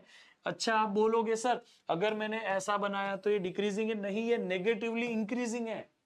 अगर फोर्थ क्वाड्रेंट में कोई नीचे जा रहा है तो नेगेटिवली बढ़ रहा है, समझा? -2 का एक्सेलरेशन के कंपेयर में -5 का एक्सेलरेशन ज्यादा है, क्योंकि -5 बोल रहा है पीछे है और -2 भी पीछे है, तो पीछे में 5 एक्सेलरेशन ज्यादा हुआ ना। यहां में नंबर का रूल नहीं चलता कि 0 is the biggest, sorry -1 is the biggest negative number, ये नहीं। -1 से ज्यादा नेगेटिव एक्सेलरेशन -2 का है, -2 से ज्यादा नेगेटिव एक्सेलरेशन -5 का है। तो अगर आप बोलोगे सर एक ऐसा ग्राफ लिया और ये बोल दिया तो ये लीनियरली नेगेटिवली इंक्रीजिंग है। आप बोलोगे सर उसी में अगर ऐसा ग्राफ ले लिया तो ये नेगेटिवली डिक्रीजिंग है, 0 की तरफ जा रहे हो आप, ये वाई एक्सिस में नेगेटिविटी कम कर रहे हो तो 0 की तरफ जा रहे हो, लीनियरली इंक्रीजिंग है। ये समझ में आ गया? सॉरी, नेगेटिवली डिक्रीजिंग है, हाँ, इसमें नेगेटिवली इंक्रीजिंग, ये नेगेटिवली डिक्रीजिंग, ठीक है। अब ये linear positively increasing, positively decreasing, non linear positively increasing, non linear positively negatively increasing, non linear positively decreasing, non linear positive negatively decreasing. समझ में आ गया कैसे ग्राफ होता है? ये आपको बस अंदाजा देने के लिए मैं जितनी डिटेल हो सके ना बताना चाहता हूं इस क्लास में।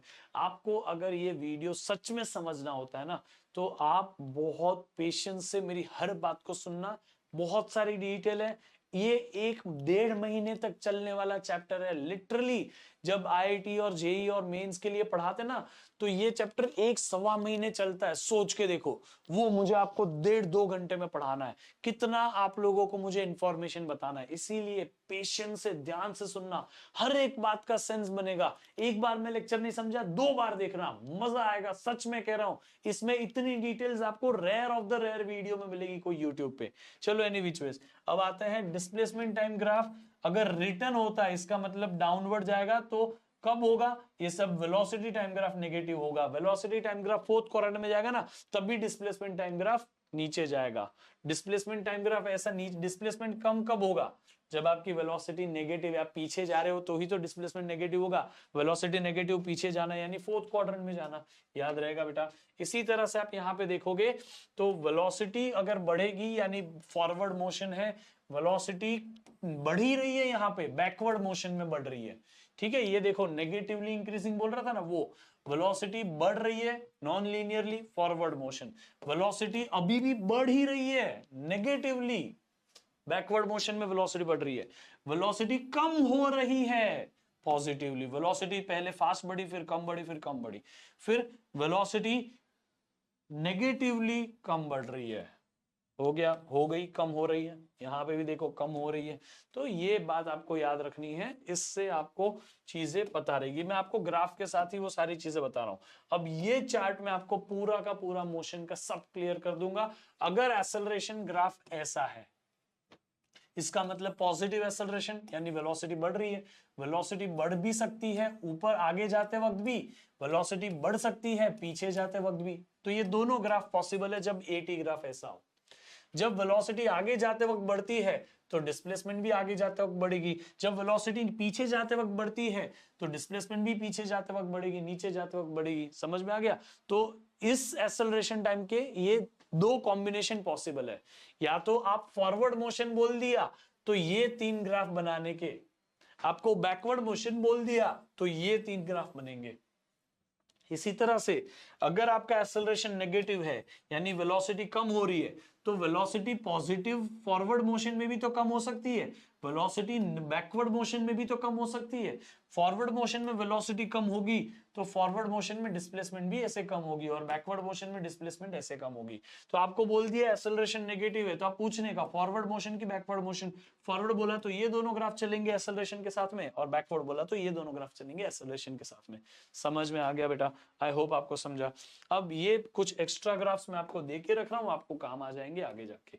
जैसे एक एग्जांपल बताता हूं, इस क्वेश्चन में आपको बोला है displacement in the first 3 second बताओ। 3 सेकंड में डिस्प्लेसमेंट, तो ये कौन सा ग्राफ है? वेलोसिटी टाइम ग्राफ है।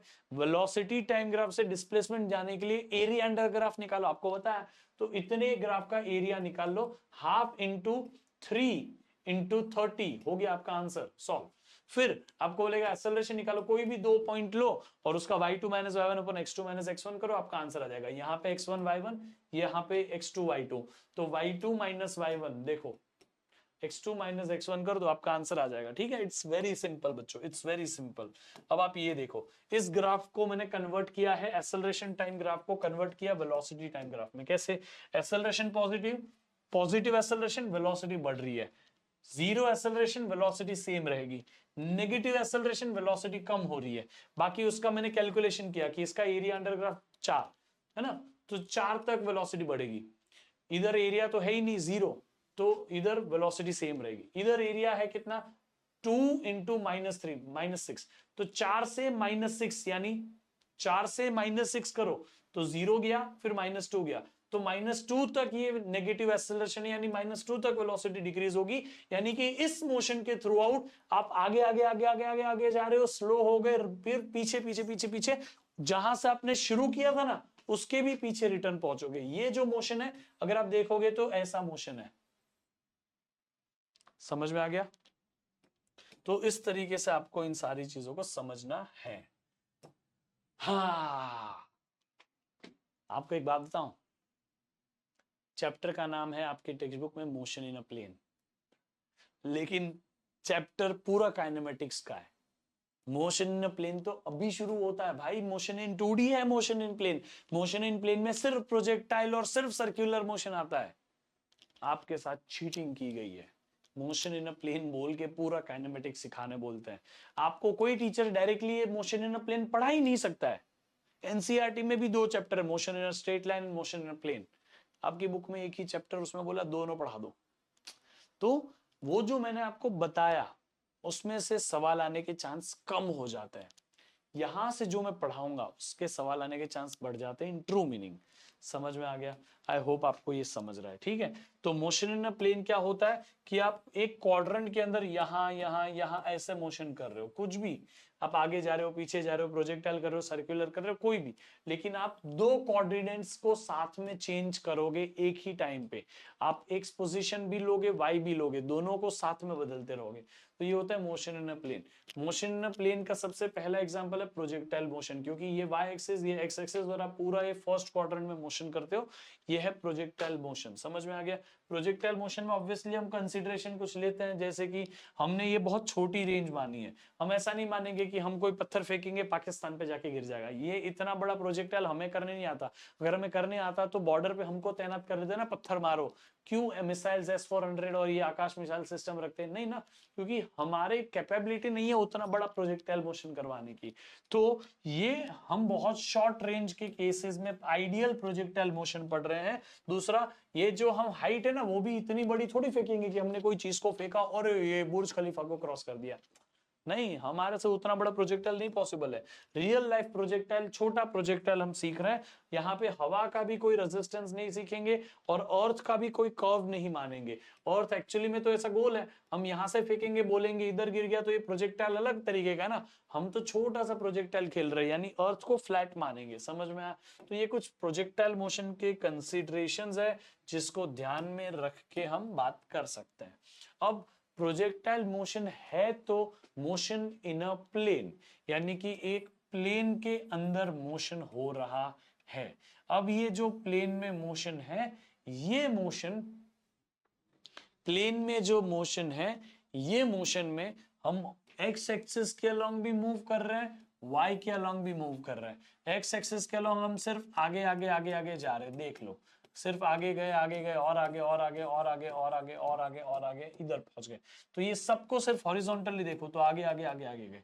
वर्टिकल में हम ऊपर ऊपर ऊपर जाएंगे, नीचे नीचे नीचे आएंगे, है कि नहीं?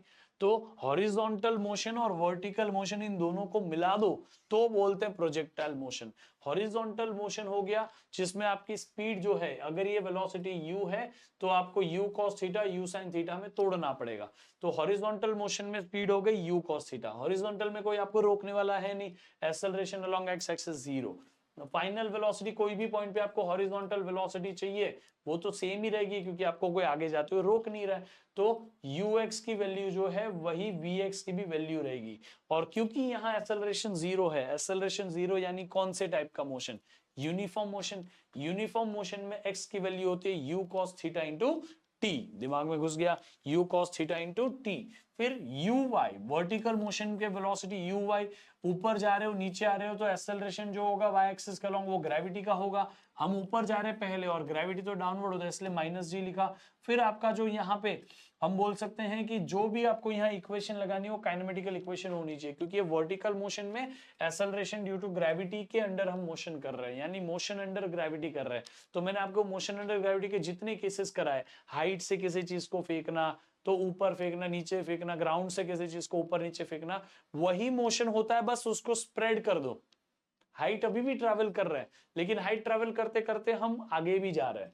तो प्रोजेक्टाइल मोशन में पूरा मोशन अंडर ग्रेविटी ही है वर्टिकल मोशन, और पूरा यूनिफॉर्म मोशन ही है हॉरिजॉन्टल मोशन में। समझ में आ गया? तो एक्स एक्सिस के अलोंग आपको अगर एक्सेलरेशन चाहिए वो 0 है, वेलोसिटी चाहिए इनिशियल वो u cos थीटा है, डिस्प्लेसमेंट चाहिए तो u cos theta into t कर दो, वेलोसिटी फाइनल चाहिए तो u cos थीटा है, बस सेम है वेलोसिटी। देखो ठीक है। अब y एक्सिस के अलोंग मोशन की बात करो तो एक्सेलरेशन है माइनस जी, वेलोसिटी है u sin थीटा इनिशियल वाली। अगर आपको कोई भी पोजीशन चाहिए, कोई भी पॉइंट पे आपको पता करना है कि कहां पे हो आप y एक्सिस पे, तो आप u sin theta into T minus half G T square, ये वही इक्वेशन है काइनेमेटिकल वाली। फिर आपको कोई भी पॉइंट पे फाइनल वेलोसिटी चाहिए तो v equal to u sin theta minus G T कर दो, आपको कोई भी पॉइंट पे फाइनल वेलोसिटी मिल जाएगी। समझ में आया? अब मैं आपको सारे फॉर्मूले एक साथ बता देता हूँ प्रोजेक्टाइल मोशन के। ये y एक्सिस, ये x एक्सिस हम इनिशियली देते हैं एक initial velocity, velocity of projection बोलते हैं इसको, कुछ एंगल थीटा पे देते हैं। ठीक है। अब आपने जो ये इनिशियल वेलोसिटी दी वो u cos थीटा और u sin थीटा में तोड़ी, u cos theta horizontal motion कराएगा, u sin theta vertical motion कराएगा। अब आप ध्यान से समझना, ठीक है, u cos थीटा और ये u sin थीटा ये तो यहाँ पे दिख रहा है आपको। अब इसी के साथ में आप जो पूरा ये रास्ता नापोगे इसको बोलते हैं ट्रेजेक्टरी। ट्रेजेक्टरी की इक्वेशन ये दोनों है, y is equal to x tan theta 1 minus x by r, या y is equal to x tan theta minus g x square upon 2 u square cos square theta। अब आप कितनी maximum height तक जाओगे वो है h max, h max का value है u square sin square theta upon 2g, u sin theta को uy बोल सकते हैं इसलिए uy का square upon 2, g is acceleration along y axis तो ay भी बोल सकते हैं। ये जनरल फॉर्मूला आपको कोई रैंडम प्रोजेक्टाइल दे देना इसके अलावा तो भी आपको यूज आ जाएगा। फिर हम जो हॉरिजॉन्टल मैक्सिमम डिस्टेंस ट्रैवल करते हैं उसको हम रेंज बोलते हैं। रेंज का formula u square sin 2 theta upon g होता है। यहाँ साइन में 2 थीटा है और यहाँ साइन में स्क्वायर थीटा है। समझ में आ गया? तो u स्क्वायर sin 2 थीटा को 2ux v अपॉन g यानी ay लिख सकते हैं। फिर आप जो ऊपर चढ़ने का टाइम, टाइम ऑफ असेंट, नीचे उतरने का टाइम, टाइम ऑफ डिसेंट, मैंने क्या बोला था मोशन अंडर ग्रेविटी में, ऊपर जाने का जितना टाइम लगता है उतना ही टाइम नीचे उतरने का लगता है। तो 2uy अपॉन ay ये हो गया total time, uy upon ay यानी u sin theta upon g ये ऊपर चढ़ने का time, u sin theta upon g नीचे उतरने का टाइम, टोटल टाइम हो गया 2 टाइम्स उसका। समझ में आ गया कि नहीं आ गया? हाँ कि ना? तो ये सारे उसके फॉर्मूले हैं जो मैंने आपको बता दिए। ठीक है। अब आप यहाँ पे आ जाओ। अगर आपको दो स्पेशल केसेस कई बार क्वेश्चन में आता है, 45 डिग्री है, अगर 45 डिग्री है तो रेंज 4 टाइम्स ऑफ हाइट होती है, यानी कि ये जो रेंज है वो हाइट की 4 गुना है। ये हाइट एक बार, 2 बार, 3 बार, 4 बार लोगे तब आपकी रेंज बनेगी। ठीक है। और अगर आपका रेंज और हाइट इक्वल है, कोई क्वेश्चन में रेंज और हाइट इक्वल है तो आपने 76 डिग्री पे कोई प्रोजेक्टाइल को फेंका होगा तो रेंज और हाइट इक्वल आती है। ठीक है। वही 4 tan थीटा की वैल्यू 4 होती है, tan इनवर्स ऑफ 4 76 डिग्री के आसपास होता है। ठीक है। कोई डाउट है बेटा? अब अगर आपको मैं बोलूं कि टाइम और हाइट को कंपेयर करना है, जैसे टाइम ऑफ फ्लाइट और हाइट ऑफ द प्रोजेक्टाइल दोनों v u y पे डिपेंड करता है, vertical component of the velocity पे डिपेंड करता है। क्या इन दोनों की हाइट सेम है? दोनों केसेस में हाइट सेम है? अगर दोनों केसेस में हाइट सेम है तो यू वाई सेम है तो दोनों का टाइम भी सेम होगा, क्योंकि यू वाई सेम तो टाइम भी सेम, तो ये दोनों सेम टाइम पे नीचे गिरेगी। भले इसने ज्यादा दूरी तक गई और ये कम दूरी तक गई, लेकिन दोनों सेम टाइम पे नीचे गिर जाएगी। तो ये बात आपको याद रखना है, मैंने आपको ये बताई, ठीक है। बाकी कई बार काइनेटिक एनर्जी निकालनी पड़ती है, तो वेलोसिटी को एवरेज वेलोसिटी लेना है, यानी कि आपको u cos थीटा को लेना है सिर्फ, क्योंकि u sin थीटा बढ़ता है, जीरो होता है, वापस नेगेटिव हो जाता है। तो u sin थीटा का एवरेज वेलोसिटी, वर्टिकल कंपोनेंट जो होता है ना, वर्टिकल मोशन में average velocity zero, horizontal motion में एवरेज वेलोसिटी है u cos थीटा। तो आपको half m u cos theta का स्क्वायर कर लेना है, ये आपकी काइनेटिक एनर्जी होनी चाहिए, ठीक है। आई होप आपको एक्स्ट्रा चीज बता रहा हूं वो समझ गई। बाकी कई हाइट से अगर आप प्रोजेक्टाइल करा रहे हो तो आपके फॉर्मूले वही रहते हैं, बस थोड़ा सा इजी हो जाता है।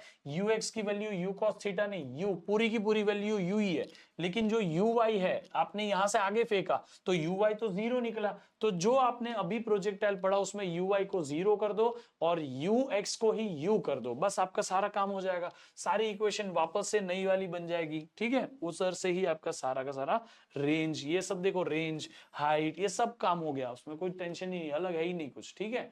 फिर ऑब्लिक प्रोजेक्टाइल आपको वैसे नहीं करना चाहिए, मतलब ऑब्लिक में देखो ये वाला ऑब्लिक कर सकते हैं हम, कि हमने कोई हाइट से ऐसा टेढ़ा ऑब्जेक्ट फेंका यूथ वेलोसिटी से थीटा एंगल पे, और यहां से ऐसे प्रोजेक्टाइल मोशन हुआ, तो इस केस में आप u को तोड़ोगे, u cos theta, u sin theta, और कितनी हाइट पे है तो यहां तक के बाद में ये हाइट ऐड करके फिर आगे का मोशन करोगे, तो ux u cos theta uy minus u sin theta, क्योंकि हमने यहां से जब फेंकना है तो वो नीचे आना है इसके बाद से, तो माइनस में लेता है। ux की वैल्यू, x की कोई भी पॉइंट पे x की वैल्यू, ay की वैल्यू तो g है, हाइट की वैल्यू ऐसे निकालेंगे। और मैं आपको बता दूं कि यहाँ पे वेलोसिटी निकालना है, कोई भी पॉइंट पे बोला वेलोसिटी बताओ, तो ये फॉर्मूला से निकालना है, ठीक है। इसमें आपको कुछ अलग से काम नहीं करना है। और दूसरा, हाइट की वैल्यू निकालनी है तो इस इक्वेशन में बाकी सारी चीजें डाल दो और फिर उसका क्वाड्रेटिक इक्वेशन सॉल्व कर दो।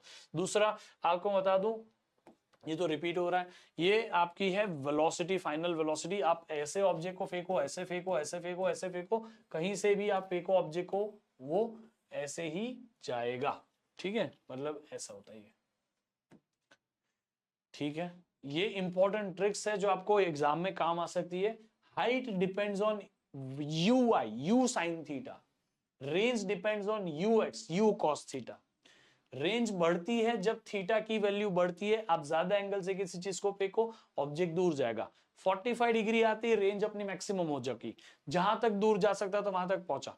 45 डिग्री से ज्यादा और एंगल बढ़ाओगे तो रेंज कम होती जाएगी वापस, यानी कि 0 से 45 के बीच में रेंज बढ़ती जाएगी। 45 पे एक बार आप पहुंच गए, मैक्सिमम रेंज आ गई, फिर 45 से 90 के बीच में वापस रेंज कम होती जाएगी। समझ में आ गया? इस बात को याद रखना। टाइम ऑफ फ्लाइट भी यूआई पे डिपेंड करता है, हाइट भी यूआई पे डिपेंड करती है। थीटा बढ़ेगा, अब ज्यादा एंगल से चीजों को फेंकोगे तो टाइम ऑफ फ्लाइट बढ़ जाएगा अपने आप, ठीक है। उसके अलावा अगर आपको कोई बोले कि हमने एक ही जगह से दो प्रोजेक्टाइल फेंके, दोनों सेम स्पीड से फेंके, और आपको थीटा 1 थीटा 2 से फेंके, दोनों अलग अलग टाइम लेके एक ही सेम पॉइंट पे गिरे, तो दोनों का रेंज बताओ कितना है, तो T1 T2 इंटू G/2 कर दो, सीधा रेंज मिल गया, कितना रेंज है, ठीक है। कई बार ऐसे ट्रिकी क्वेश्चंस बन जाते हैं और आपको उसके लिए कोई सोल्यूशन या कोई अलग से फॉर्मूला की जरूरत नहीं है, ठीक है ना। ऑब्लिक प्रोजेक्टाइल आपके सिलेबस में ना शायद एक ही क्वेश्चन है इसके ऊपर, बट मैं आपको बता देता हूं ये क्या है, कुछ अलग नहीं। यहां पे देखो, ये है आपकी इनिशियल वेलोसिटी u, जो हॉरिजॉन्टल से इस एंगल पे है, लेकिन अभी हमारा सरफेस ऐसा टेढ़ा है, टेढ़े सरफेस पे हम ऐसे प्रोजेक्टाइल कराने वाले हैं। तो u जो है बेटा वो इतने एंगल पे है हॉरिजॉन्टल से, अल्फा प्लस थीटा, जहां पे थीटा एंगल पे तो हमारा सरफेस ही है, तो सरफेस से जो एंगल है वो अल्फा है। तो u का दो हिस्सा होगा, ux u cos अल्फा, और u का दूसरा हिस्सा होगा uy u sin अल्फा, ठीक है। यहां एक्सेलरेशन ड्यू टू ग्रेविटी दो हिस्से में टूटेगी, वो होगी एक g तो है ही, g cos थीटा, ये हॉरिजॉन्टल के साथ जो एंगल बन रहा है वो, और g sin थीटा के साथ। अब आपको जो रेंज निकालनी है, जो हाइट निकालनी है, उसके सिंपल फॉर्मूला, ux की value u cos alpha, uy की value u sin alpha. X acceleration along x axis भी तो है, क्योंकि एक्स एक्सिस के अलोंग ये देखो नेगेटिव एक्सेलरेशन है, माइनस जी साइन थीटा। अभी वाई एक्सिस के अलोंग आप वर्टिकल में भी तो एक्सेलरेशन है ना, आपका अभी वर्टिकल ये नहीं है, ये है। क्यों? आप ऐसे मोशन कर रहे हो तो आपको तो ऐसे देखना पड़ेगा, तो ये एक्स एक्सिस है आपका और ये वाई एक्सिस है। समझ में आ गया? इस चीज को भूलना मत। अभी आपका ये एक्स एक्सिस है और ये वाई एक्सिस है, तो एक्स एक्सिस का नेगेटिव है हमारा एक्सेलरेशन माइनस ए जी साइन थीटा, नेगेटिव है हमारा एक्सेलरेशन ए वाई माइनस जी कॉस थीटा। टाइम पीरियड निकालना है, ये यू वाई की वैल्यू रखो, ये ए वाई की वैल्यू इधर से निकाल के रखो, आंसर आ गया। रेंज निकालना है, यू एक्स इंटू टी कर दो, टाइम पीरियड यहाँ पे मल्टीप्लाई करो, यू एक्स की वैल्यू रखो, आंसर आ गया। मैक्सिमम हाइट निकालनी है, यू वाई जो है उसका स्क्वायर कर दो, 2ay कर दो, 2ay का मल्टीप्लाई कर दो डबल, आपको जो आंसर चाहिए इससे डायरेक्ट मिल जाता है। ठीक है, आई होप आपको समझ में आया ये जो भी मैंने पढ़ा है। ये एक छोटा सा क्वेश्चन है जो मैं आपको होमवर्क के लिए दे रहा हूं, अब भी आप इसका आंसर कमेंट बॉक्स में कमेंट करो। बहुत इजी क्वेश्चन है, सबकी हाइट सेम है, अभी रेंज जो है वो 4 की सबसे ज्यादा है, 1 की सबसे कम है। तो आप बताइए हॉरिजॉन्टल कंपोनेंट ऑफ वेलोसिटी सबसे हाईएस्ट किसका होगा? ये ऑप्शन ABCD आप देखो, जल्दी बता दो बेटा, जल्दी। तो फाइनली अब हमारा प्रोजेक्टाइल तो हो गया है और हमें करना है रिलेटिव मोशन। देखो यार, रिलेटिव मोशन बहुत वास्ट है, बहुत प्रैक्टिस करनी पड़ती है, लेकिन फॉर्चुनेटली आपके सिलेबस में इतना है ही नहीं। आपके सिलेबस में सिर्फ रिलेटिव वेलोसिटी कैसे निकालना है वही पूछा है। तो मैं आपको सजेस्ट करूंगा, इसमें टाइम वेस्ट मत करना, ये आपकी सीईटी के लिए बिल्कुल भी इंपॉर्टेंट नहीं है। आपको मैं बता देता हूं कि ये कैसे काम करता है, बस आप उस चीज को ध्यान में रखिएगा। रिलेटिव मोशन में क्या करना होता है, ठीक है? रिलेटिव मोशन में अगर आपको बोला कि ये वेलोसिटी है v1, ये वेलोसिटी है v2, ठीक है, और आपको चाहिए रिलेटिव वेलोसिटी, रिलेटिव वेलोसिटी। तो रिलेटिव वेलोसिटी यूजुअली एक दूसरे के रिस्पेक्ट में होती है, तो velocity of one with respect to two ऐसा बोला ना, तो v1 माइनस v2 कर देने का, v1 माइनस v2 करने का, v2 को पलट देने का, तो इसको पलटोगे तो वो ऐसा दिखेगा अभी, और इन दोनों को ऐड कर देने का, बस यही करने का है, v1 माइनस v2। अगर आपको मैं बोलूं velocity of 2 with respect to 1, तो ये होता है v2 माइनस v1, यानी कि v1 जो है उसको पलटने का, अगर v1 अभी इधर है तो v2 v1 का पलटा हुआ ऐसा हो जाएगा, अब इसको और ये जो v2 था उसको ऐड कर देने का। अब यहां पे शायद आपको ये कंफ्यूजिंग लगे, लेकिन मैं आपको बताता हूं यही सिंपलेस्ट तरीका है, सच में कह रहा हूं आपको। अगर मैं कहूं कि आपकी v1 वेलोसिटी इधर है इस पॉइंट से, और v2 वेलोसिटी इधर है, लेट्स से मैंने यहां मानी, ठीक है, या साथ में भी ले सकते हैं जैसे सर्कुलर मोशन हो रहा है, ठीक है। अब v1 वेलोसिटी इधर है, v2 वेलोसिटी इधर है, तो आपको मैंने बोला velocity of 1 with respect to 2 निकालो, 1 विद रिस्पेक्ट टू 2। एक बंदा इधर जा रहा है, एक सर्कल में एक इधर जा रहा है, फर्स्ट के रिस्पेक्ट में सेकंड निकालो, velocity of 1 with respect to 2, मतलब फर्स्ट को देख रहे 2 से जब फर्स्ट को देखोगे तो velocity of 1 minus velocity of 2 करना है, यानी वेलोसिटी ऑफ 2 को माइनस करना है। तो वेलोसिटी ऑफ 2 को माइनस करोगे तो v2 यहां दिखेगा, उसको मैं v2 को यहां ले लूंगा, ये हो गया माइनस v2। समझ में आ गया? अब ये जो v2 था उसका माइनस v2 कर दिया, v2 का माइनस v2 जो किया वो इधर आएगा, इसको इस पॉइंट पे ले लिया था कि ये दोनों साथ में दिखे। अब v1 और माइनस v2 का रिजल्टेंट ले लो, क्या इन दोनों का रिजल्टेंट इधर आएगा? यही है आपका v12, यही लॉजिक है मेनली, इसके अलावा कुछ नहीं है भाई, इसके अलावा कुछ नहीं है। बाकी सारी चीजों में पढ़ना मत, वरना ये बहुत बड़ा है भाई, Rain Man problem, river boat problem, river crossing problem, बहुत कुछ है, बहुत कुछ। इन सब में बिल्कुल भी हमें नहीं पढ़ना है, बट स्टिल आपको नोट्स देके रखूंगा, इन केस आपको चाहिए तो आप निकाल लेना। जैसे कि देखो मैं आपको इधर बताता हूं, सही से आपको समझेगा। वेलोसिटी ऑफ मैन आगे है, वेलोसिटी ऑफ रेन जो है वो ऐसा है, ठीक है। तो आपको वो निकालनी होती है velocity of rain with respect to man, मतलब आदमी बारिश को देखेगा तो velocity of rain with respect to man, तो velocity of rain with respect to man यानी velocity of rain minus velocity of man कर देने का। इतना क्लियर है? अब मुझे जरा सोच के बताओ, क्या वेलोसिटी ऑफ रेन तो आपको पता है, क्या वेलोसिटी ऑफ रेन, अगर रेन ऐसा आ रहा है, देखो यहां आ रहा है नीचे वेलोसिटी ऑफ रेन, आदमी कैसा जा रहा है, यहां पे भी देख लो ना, आदमी रेन नीचे आ रहा है, वेलोसिटी ऑफ रेन इधर कर दूं, आदमी आगे जा रहा है, वेलोसिटी ऑफ मैन आगे हो गया। अगर आपको velocity of rain with respect to man निकालना है तो करना कुछ नहीं है, वेलोसिटी ऑफ रेन जो है वो नीचे है, बना लो velocity of rain. Velocity of man इधर है, आगे जा रहा है, तो माइनस वेलोसिटी ऑफ मैन बनाओ, वेलोसिटी ऑफ मैन का माइनस उल्टा, तो इधर उल्टा बनाओ, ये हो गया माइनस वेलोसिटी ऑफ मैन। अब इन दोनों का रिजल्टेंट ले लोगे तो इधर आएगा, ये हो गया velocity of rain with respect to man. तो ये जो रिजल्टेंट वेलोसिटी है, एडिशन तो आपको आता है ना, वेक्टर एडिशन, ये वेक्टर प्लस ये वेक्टर, बस वही करना है, root of V R square plus V M square, यही होता है वी आर एम, बस और कुछ है ही नहीं। छाता इसके अगेंस्ट में रख देना, बस रिजल्टेंट के अगेंस्ट में। तो सेकेंड वेलोसिटी को पलट के फर्स्ट वेलोसिटी में ऐड कर दो और उसके अगेंस्ट में छाता रख दो। तो यहां इस तरह से हम ये रिलेटिव वेलोसिटी करते हैं। समझ में आ गया?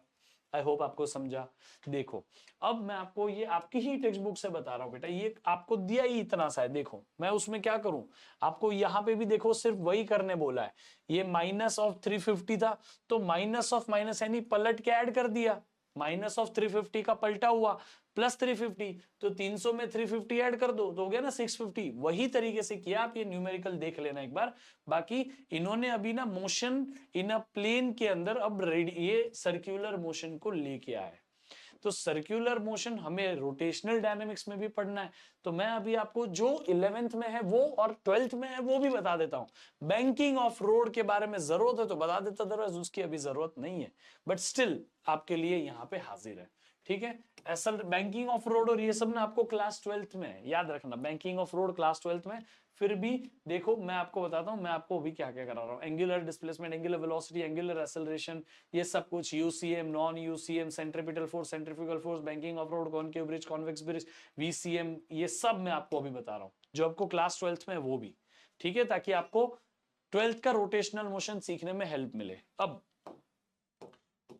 सर्कुलर मोशन करना है तो एक्सेलरेशन और वेलोसिटी को इनिशियली परपेंडिकुलर रहना पड़ेगा। वेलोसिटी ऐसे जाना चाहती है, एक्सेलरेशन उसको इधर पकड़ के रखता है, तो वेलोसिटी ऐसे टर्न ले लेती है, फिर वापस एक्सेलरेशन उसको पकड़ के रखता है, फिर वापस वेलोसिटी उसको टर्न ले लेती है। तो बार बार वेलोसिटी अपना डायरेक्शन चेंज करेगी, और ये होगा जब वेलोसिटी और एक्सेलरेशन एक दूसरे से परपेंडिकुलर है। कोई भी सर्कुलर मोशन जो है वो छोटे छोटे लीनियर मोशन, स्ट्रेट लाइन में गया, फिर स्ट्रेट लाइन में गया, फिर स्ट्रेट लाइन में, फिर स्ट्रेट लाइन में, ऐसे ही सर्कुलर मोशन ट्रैवल किया जाता है। याद रखना, एंगुलर डिस्प्लेसमेंट क्या होता है भाई, पहले रेडियस वेक्टर समझ लो, सेंटर से पार्टिकल तक का वेक्टर रेडियस के जैसा दिखेगा, वो रेडियस का वेक्टर रेडियस वेक्टर होता है। यहां पे रेडियस वेक्टर इधर है, यहां रेडियस वेक्टर इधर, इस पोजीशन पे हो तो रेडियस वेक्टर इधर। ये रेडियस वेक्टर जो है वो ऑब्वियसली एक टेंसर क्वांटिटी है, और आपको बोले कि इस पॉइंट पे आपका रेडियस वेक्टर r है, तो इस पॉइंट पे भी तो उतना ही वैल्यू रहा ना रेडियस वेक्टर का। हाँ, वैल्यू दोनों केस में रेडियस की इक्वल है, लेकिन इस केस में रेडियस वेक्टर का डायरेक्शन इधर है, इस केस में रेडियस वेक्टर का डायरेक्शन इधर है, इसलिए इसको दोनों को अलग रेडियस वेक्टर लिखना चाहिए। और आपको अगर बोले कि इन दोनों में कितना डिफरेंस है, तो इन दोनों के बीच में चेंज इन पोजीशन, आप पहले इस पोजीशन पे थे, बाद में इस पोजीशन पे हो, तो delta R change in position बोले ना, तो लिखने का 2r sin theta by 2, 2r sin theta by 2, ये जितना भी एंगल लिया ना उसका डबल, ये एंगल का हाफ कर देने का, 60 डिग्री ट्रेवल किया तो 60/2 30, और ये करके आप आंसर ला सकते हो, डेल्टा आर, और इसी को डिस्प्लेसमेंट बोलते हैं। ठीक है, अब आते हैं angular position. Angular position is nothing but angular displacement, यानी कितना एंगल आपने ट्रैवल किया वो है एंगुलर डिस्प्लेसमेंट। इसका यूनिट रेडियन होता है, इसका डायरेक्शन हम राइट हैंड थंब रूल से निकालते हैं, है ना। याद आ रहा है आपको एंगुलर डिस्प्लेसमेंट के बारे में? वही बात है, पोजीशन एग्जैक्टली एक जगह से दूसरे की जाओगे तो एंगल का डिस्प्लेसमेंट आएगा, ये एंगुलर डिस्प्लेसमेंट होता है, इसमें कुछ नहीं है। एक रेडियन में 360 डिग्री अपॉन 2 पाई होता है, और पाई रेडियन में 180 डिग्री होता है। ठीक है, इसमें भूलना मत, ये सारी बहुत बेसिक सी बात है भाई। फिर फ्रीक्वेंसी और टाइम पीरियड की बात करो तो फ्रीक्वेंसी क्या होता है बेटा, कितनी सर्कल घूमे, कितने बार सर्कल घूमे। तो फ्रीक्वेंसी को कोई n से लिखता है, कोई f से लिखता है।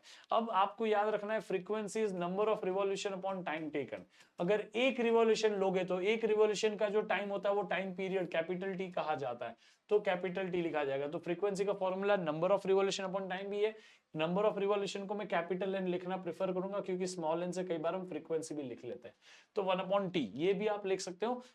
फ्रीक्वेंसी जो है, ये फ्रीक्वेंसी ये आरपीएस में या आरपीएम में मेजर होती है।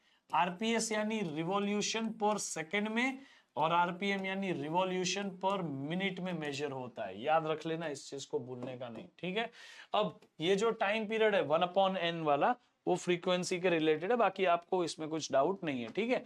अब आता है angular velocity. Angular velocity is the rate of change of angular displacement. Angular displacement बढ़ाना, उसका रेट ऑफ चेंज कर दो, यानी टाइम के साथ उसका डेरिवेटिव लो तो एंगुलर वेलोसिटी मिलता है। एंगुलर वेलोसिटी के बारे में इससे ज्यादा कुछ जरूरत है नहीं। एंगुलर एक्सेलरेशन पे आ जाओ। एंगुलर एक्सेलरेशन जो है वो अल्फा से लिखते हैं, और एंगुलर एक्सेलरेशन, एंगुलर वेलोसिटी कितना चेंज होता है उसके ऊपर डिपेंड करता है। Rate of change of angular velocity होता है D omega by D T, जैसे यहां लिखा है, ठीक है। वो change in omega upon change in time. अब ओमेगा बढ़ेगा तो वो स्पीड अप करेगा, तो अल्फा और ओमेगा सेम डायरेक्शन में होंगे।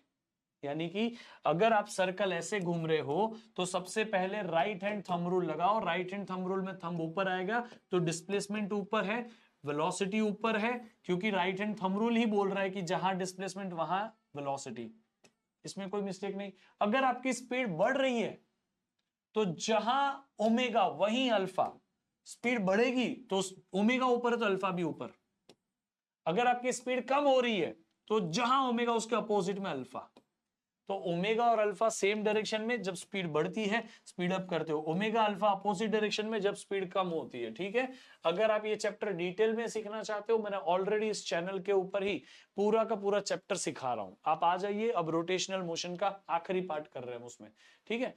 तो उसको स्टार्टिंग से देखिएगा। नेक्स्ट, एंगुलर एक्सेलरेशन के बारे में कुछ इंपॉर्टेंट बात। अगर एंगुलर एक्सेलरेशन 0 है तो हम यूनिफॉर्म सर्कुलर मोशन में है।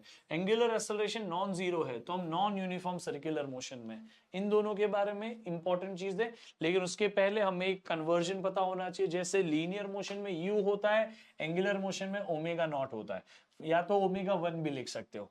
और एंगल फाइनल वेलोसिटी को v लिखते हैं, यहाँ पे फाइनल वेलोसिटी को ओमेगा लिखते हैं, या ओमेगा 2। इसको ओमेगा 1 लिखा तो इसको ओमेगा 2 लिख लेते हैं। समझ में आ गया। डिस्प्लेसमेंट यहाँ पे एंगुलर डिस्प्लेसमेंट थीटा, यहाँ लीनियर डिस्प्लेसमेंट एस थी। जैसे यहाँ लीनियर एक्सेलरेशन ये है, यहाँ एंगुलर एक्सेलरेशन अल्फा होता है।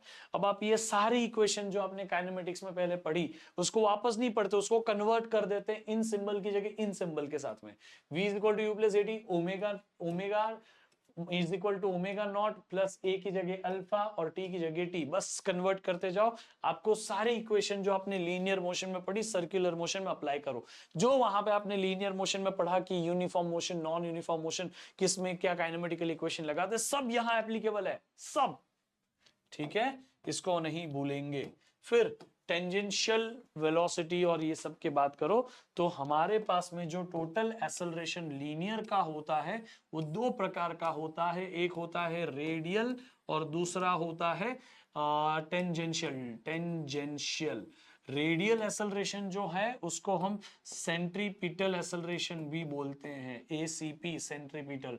टेंजेंशियल एक्सेलरेशन को हम एटी लिखते हैं, रेडियल को हम ए आर भी लिख सकते हैं।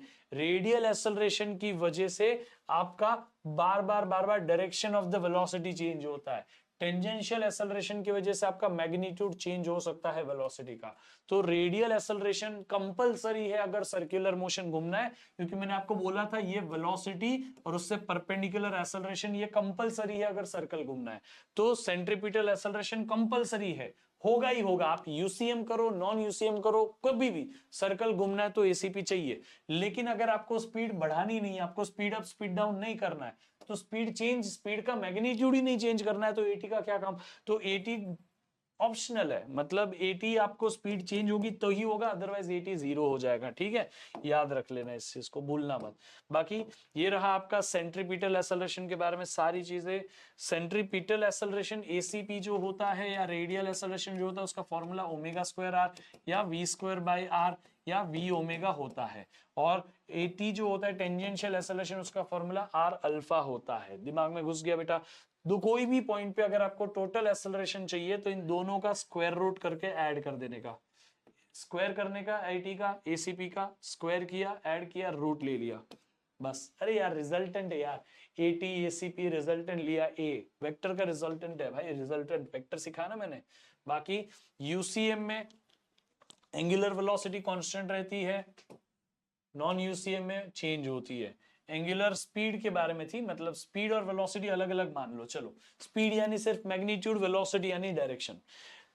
यूसीएम में एंगुलर स्पीड सेम रहती है, नॉन यूसीएम में एंगुलर स्पीड भी बदलती है, यानी फास्ट और स्लो होंगे आप। एंगुलर वेलोसिटी डायरेक्शन तो दोनों में बदलता है, लेकिन इसमें एंगुलर वेलोसिटी जो है, एंगुलर वेलोसिटी वो कांस्टेंट है और उसमें एंगुलर वेलोसिटी वेरिंग है। एंगुलर एक्सेलरेशन अल्फा, क्योंकि वेलोसिटी कांस्टेंट है तो एक्सेलरेशन जीरो, लेकिन यहाँ वेलोसिटी कांस्टेंट नहीं, एक्सेलरेशन नॉन जीरो। यहाँ पे एक्सेलरेशन जो है वो 80 है, यहाँ पे एक्सेलरेशन जो है जीरो है, 80 जीरो है, और यहाँ एक्सेलरेशन 80 नॉन जीरो है। क्यों? यूसीएम में स्पीड बदलनी नहीं वाली, तो टेंजेंशियल एक्सेलरेशन का क्या काम, अल्फा जीरो है तो 80 की वैल्यू क्या होती है आर अल्फा, अल्फा जीरो तो 80 भी जीरो, लेकिन यहाँ 80 जीरो नहीं है तो अल्फा भी, मतलब अल्फा जीरो नहीं है तो 80 भी जीरो नहीं होगा। और वैसे ही सेंट्रीपिटल एक्सेलरेशन एसीपी तो दोनों में कंपलसरी है। सर्कल घूमना है, यूसीएम हो या नॉन यूसीएम, दोनों में सर्कुलर मोशन तो है ही ना, तो एसीपी तो कंपलसरी है ही है। ठीक है, याद रख लेना। सेंट्रीपिटल फोर्स, सेंट्रीपिटल फोर्स एक रियल फोर्स है बच्चों। रियल फोर्स का मतलब क्या, कि आपका कोई gravitational force, friction, normal, tension in the string, कोई तो फोर्स होगा जो काम कर रहा होगा एज अ सेंट्रीपिटल फोर्स। आपको सिखाया मैंने, ये बात याद है। वेक्टर क्वांटिटी होती है, ये फोर्स है इसलिए वेक्टर है। बाकी इसके अलावा इसमें सेंट्रीपिटल फोर्स हमेशा सेंट्रीफ्यूगल के इक्वल होनी चाहिए ताकि आप सर्कल घूम पाओ। नेक्स्ट, सूडो फोर्स का कॉन्सेप्ट बताता हूं। अगर आप यूनिफॉर्म सर्कुलर मोशन में हो तो आपके पास में सिर्फ एसीपी होगा, एटी की वैल्यू जीरो होगी। अगर यहां कोई एक्सेलरेशन नहीं है तो यहां कोई फोर्स नहीं बनेगी, सिर्फ एक ही एक्सेलरेशन है, सिर्फ एक ही फोर्स, तो वो सेंट्रीपिटल फोर्स। सेंट्रीपिटल फोर्स को बैलेंस करने के लिए हम एक सूडो फोर्स यहां कंसीडर करेंगे और उसी को सेंटर के अलोंग अवे बोला है, तो यही है सेंट्रीफ्यूगल फोर्स जो सूडो फोर्स माना। लेकिन वही नॉन यूसीएम में क्या होता है कि हम वेलोसिटी का मैग्नीट्यूड भी चेंज करते हैं, तो 80 होता है और एसीपी भी होता है ना। तो 80 की जगह फोर्स लगेगा कि नहीं, मतलब जहां एक्सेलरेशन है वहां फोर्स लगेगा। ये एक्सेलरेशन इस मास पे लगेगा तो 80 इंटू एम, ये फोर्स टेंजेंशियल बन जाएगा ना, टेंजेंशियल फोर्स होगा, सेंट्रीपिटल फोर्स होगा, इन दोनों का रिजल्टेंट फोर्स यहां होगा। तो रिजल्टेंट फोर्स को बैलेंस करने के लिए सूडो फोर्स बनाई जाएगी। सूडो फोर्स का एक हिस्सा कंपोनेंट सीपीएफ को बैलेंस करेगा, सूडो फोर्स का एक कंपोनेंट एफटी को बैलेंस करेगा। तो सूडो फोर्स का एक कंपोनेंट ही है अभी सेंट्रीफ्यूगल फोर्स। सेंट्रीफ्यूगल फोर्स पूरी की पूरी सूडो फोर्स होती है यूसीएम में, और नॉन यूसीएम में सिर्फ एक हिस्सा होती है सूडो फोर्स का। समझ में आ गया? ये आपको कोर कॉन्सेप्ट था। सीएफएफ का formula MV square by R, M omega square और एमवी ओमेगा। ठीक है, सीपीएफ सेंटर की तरफ होता है, सीएफएफ सेंटर से अवे होता है। Now next, circular banking of road, class 12th का पार्ट है, बस बता दे रहा हूं, काम आएगा आपको, इसमें कुछ है नहीं। अगर रोड जो है वो फ्लैट है तो उसमें फ्रिक्शन के ऊपर डिपेंड करोगे, तो वेलोसिटी का formula less than root of mu r g होगा। म्यू फ्रिक्शन है, उस पर डिपेंड नहीं रहना, इसलिए हमने रोड का बैंकिंग कर दिया। बैंकिंग यानी रोड को टेढ़ा कर दिया, टेढ़ा कर दिया तो हमें अभी उसके लिए वेलोसिटी मिलेगी without friction root of R G tan theta. लेकिन अगर हम फ्रिक्शन को लेना चाहे, फ्रिक्शन के साथ में बात करें, तो root of R G tan theta minus mu upon 1 plus tan theta, 1 plus mu tan theta, और आर जी tan theta plus mu upon 1 minus mu theta. दोनों में सिर्फ देखो साइंस का अंतर है, फर्क है सिर्फ साइन का, सिंबल का, वो प्लस और माइनस का। तो अब देखो, इतनी मिनिमम स्पीड से आपको यहां जाना है और इतनी मैक्सिमम स्पीड से आपको यहां जाना है। इस मिनिमम स्पीड से कम स्पीड से गए तो आप यहीं पे ऐसे गिर जाओगे, और अगर इस मैक्सिमम स्पीड से ज्यादा स्पीड से गए तो आप ऐसे पलट जाओगे। समझ में आ गया? आप टर्न ऐसे ले रहे हो अभी इस रोड पे, ये आपको सामने जो रोड दिख रहा है ना, आपका सामने का व्यू है, तो कार ऐसे टर्न ले रही है। समझ में आ गया? ऐसे, और आप ऐसे जाते जाते अगर स्लो जाओगे तो ऐसे पलटोगे, फास्ट जाओगे इस स्पीड से तो ऐसे पलटोगे, ओवर टर्निंग हो जाएगा। समझ में आ गया? बाकी कॉनकेव ब्रिज ये रहा। कॉनकेव ब्रिज में आपको कोई भी पॉइंट पे देखो फोर्सेस बैलेंस करनी होती है। ये mg वेट है तो mg को तोड़ दिया, mg sin theta mg cos theta. अब आपको देखो normal is equal to mg cos theta plus cff, इसको बैलेंस कर देना है बस। ये एग्जैक्ट इक्वेशन है। बाकी आप इसी पॉइंट पे यहां पे आ जाओगे तो थीटा की वैल्यू ऐसे मेजर हुई है तो थीटा इस पॉइंट पे 0 होता है।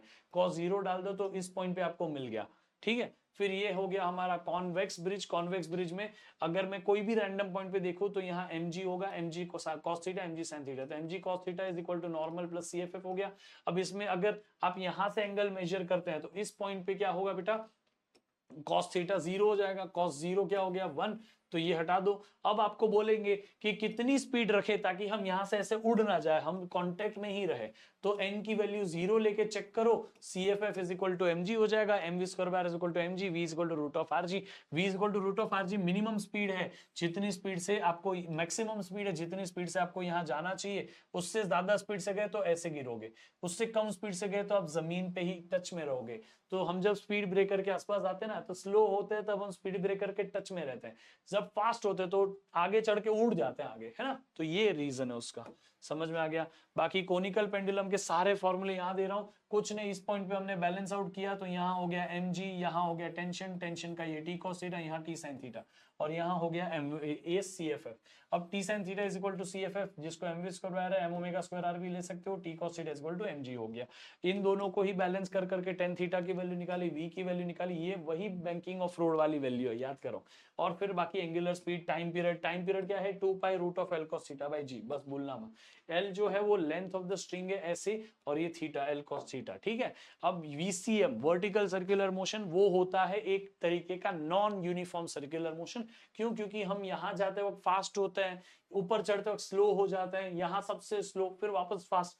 तो ये जो फास्ट स्लो होना है तो हमें नॉन यूसीएम में ही तो स्पीड बदलने का मौका मिलता है। तो ये ग्रेविटी के इन्फ्लुएंस में ये नॉन यूसीएम परफॉर्म किया जाता है, जो वीसीएम है वर्टिकल में होता है। इस पॉइंट पे velocity root of G R बोल दो इसको, रेडियस ऑफ द स्ट्रिंग को रूट ऑफ जी आर इस पॉइंट पे, और इस पॉइंट पे velocity root of 3 G R, इस पॉइंट पे velocity root of 6 G R. इस पॉइंट पे टेंशन को 0 लोगे तो इस पॉइंट पे 6 mg, इस पॉइंट पे 3 mg, इधर 1 mg लोगे टेंशन को तो इधर 7 mg। याद रहेगा, इधर जितना टेंशन और इधर टेंशन में 6 mg का अंतर रहेगा। इधर 0 तो इधर 6 mg, इधर 1 mg तो इधर 2 mg, इधर अरे 1 mg तो इधर 7 mg, इधर 2 mg तो इधर 8 mg। दोनों में हमेशा 6 mg का अंतर रहेगा ही रहेगा, ठीक है, कोई टेंशन नहीं लेने का। इसके अलावा आपको टेंशन तो हो गया। फिर मैं आपको ना डायरेक्ट पूरे फॉर्मूला बता दूं, कोई भी पॉइंट पे चाहिए, टॉप बॉटम पॉइंट पे चाहिए वेलोसिटी, ये फॉर्मूला, मिड पॉइंट पे चाहिए ये फॉर्मूला, एल की जगह आर रख लेना बस। टॉप पॉइंट पे चाहिए ये फॉर्मूला, कोई रैंडम पॉइंट पे चाहिए तो ये फॉर्मूला लगा लो। वैसे ही टेंशन का potential energy, radial acceleration, tangential acceleration, बस एक चीज की गलती मत करना, एंगल यहां से नहीं मेजर होता, एंगल यहां से मेजर होता है। ये 90 है, ये 180 है, ये 270 है, ये 360 है। यहां से हम मैथ्स में मेजर करते हैं, फिजिक्स में हम नीचे से, इस चैप्टर में नीचे से मेजर करते हैं। समझ में आ गया कि नहीं आ गया? So with this we are done with circular motion grow. याद रहेगा, ये सारे फॉर्मूले मैंने आपको बता दिए। अब ये आपको होमवर्क में दे रहा हूं, प्लीज इसको अटेम्प्ट करो। बाकी मुझे कमेंट बॉक्स में बताओ आपकी सीईटी की प्रिपरेशन कैसे चल रही है। ये पूरा पीडीएफ सामने रखना, इसमें बहुत सारे क्वेश्चन दे रहा हूं, प्लीज इसको अच्छे से सॉल्व करो। ये पीडीएफ अगर आपने सॉल्व कर लिया ना भाई, आपका काइनेमेटिक्स अच्छे से हो गया है। बस आप उसके साथ में अपनी टेक्स्ट बुक के न्यूमेरिकल्स जो पीछे दिए ना वो सॉल्व कर लेना, आपका काम हो जाएगा। बाकी इसी तरह से पढ़ते रहो, मचाते रहो, वीडियो को लाइक जरूर करना। अगला वन शॉट आपको मिलेगा जल्दी ही, तब तक के लिए bye bye, see you, take care.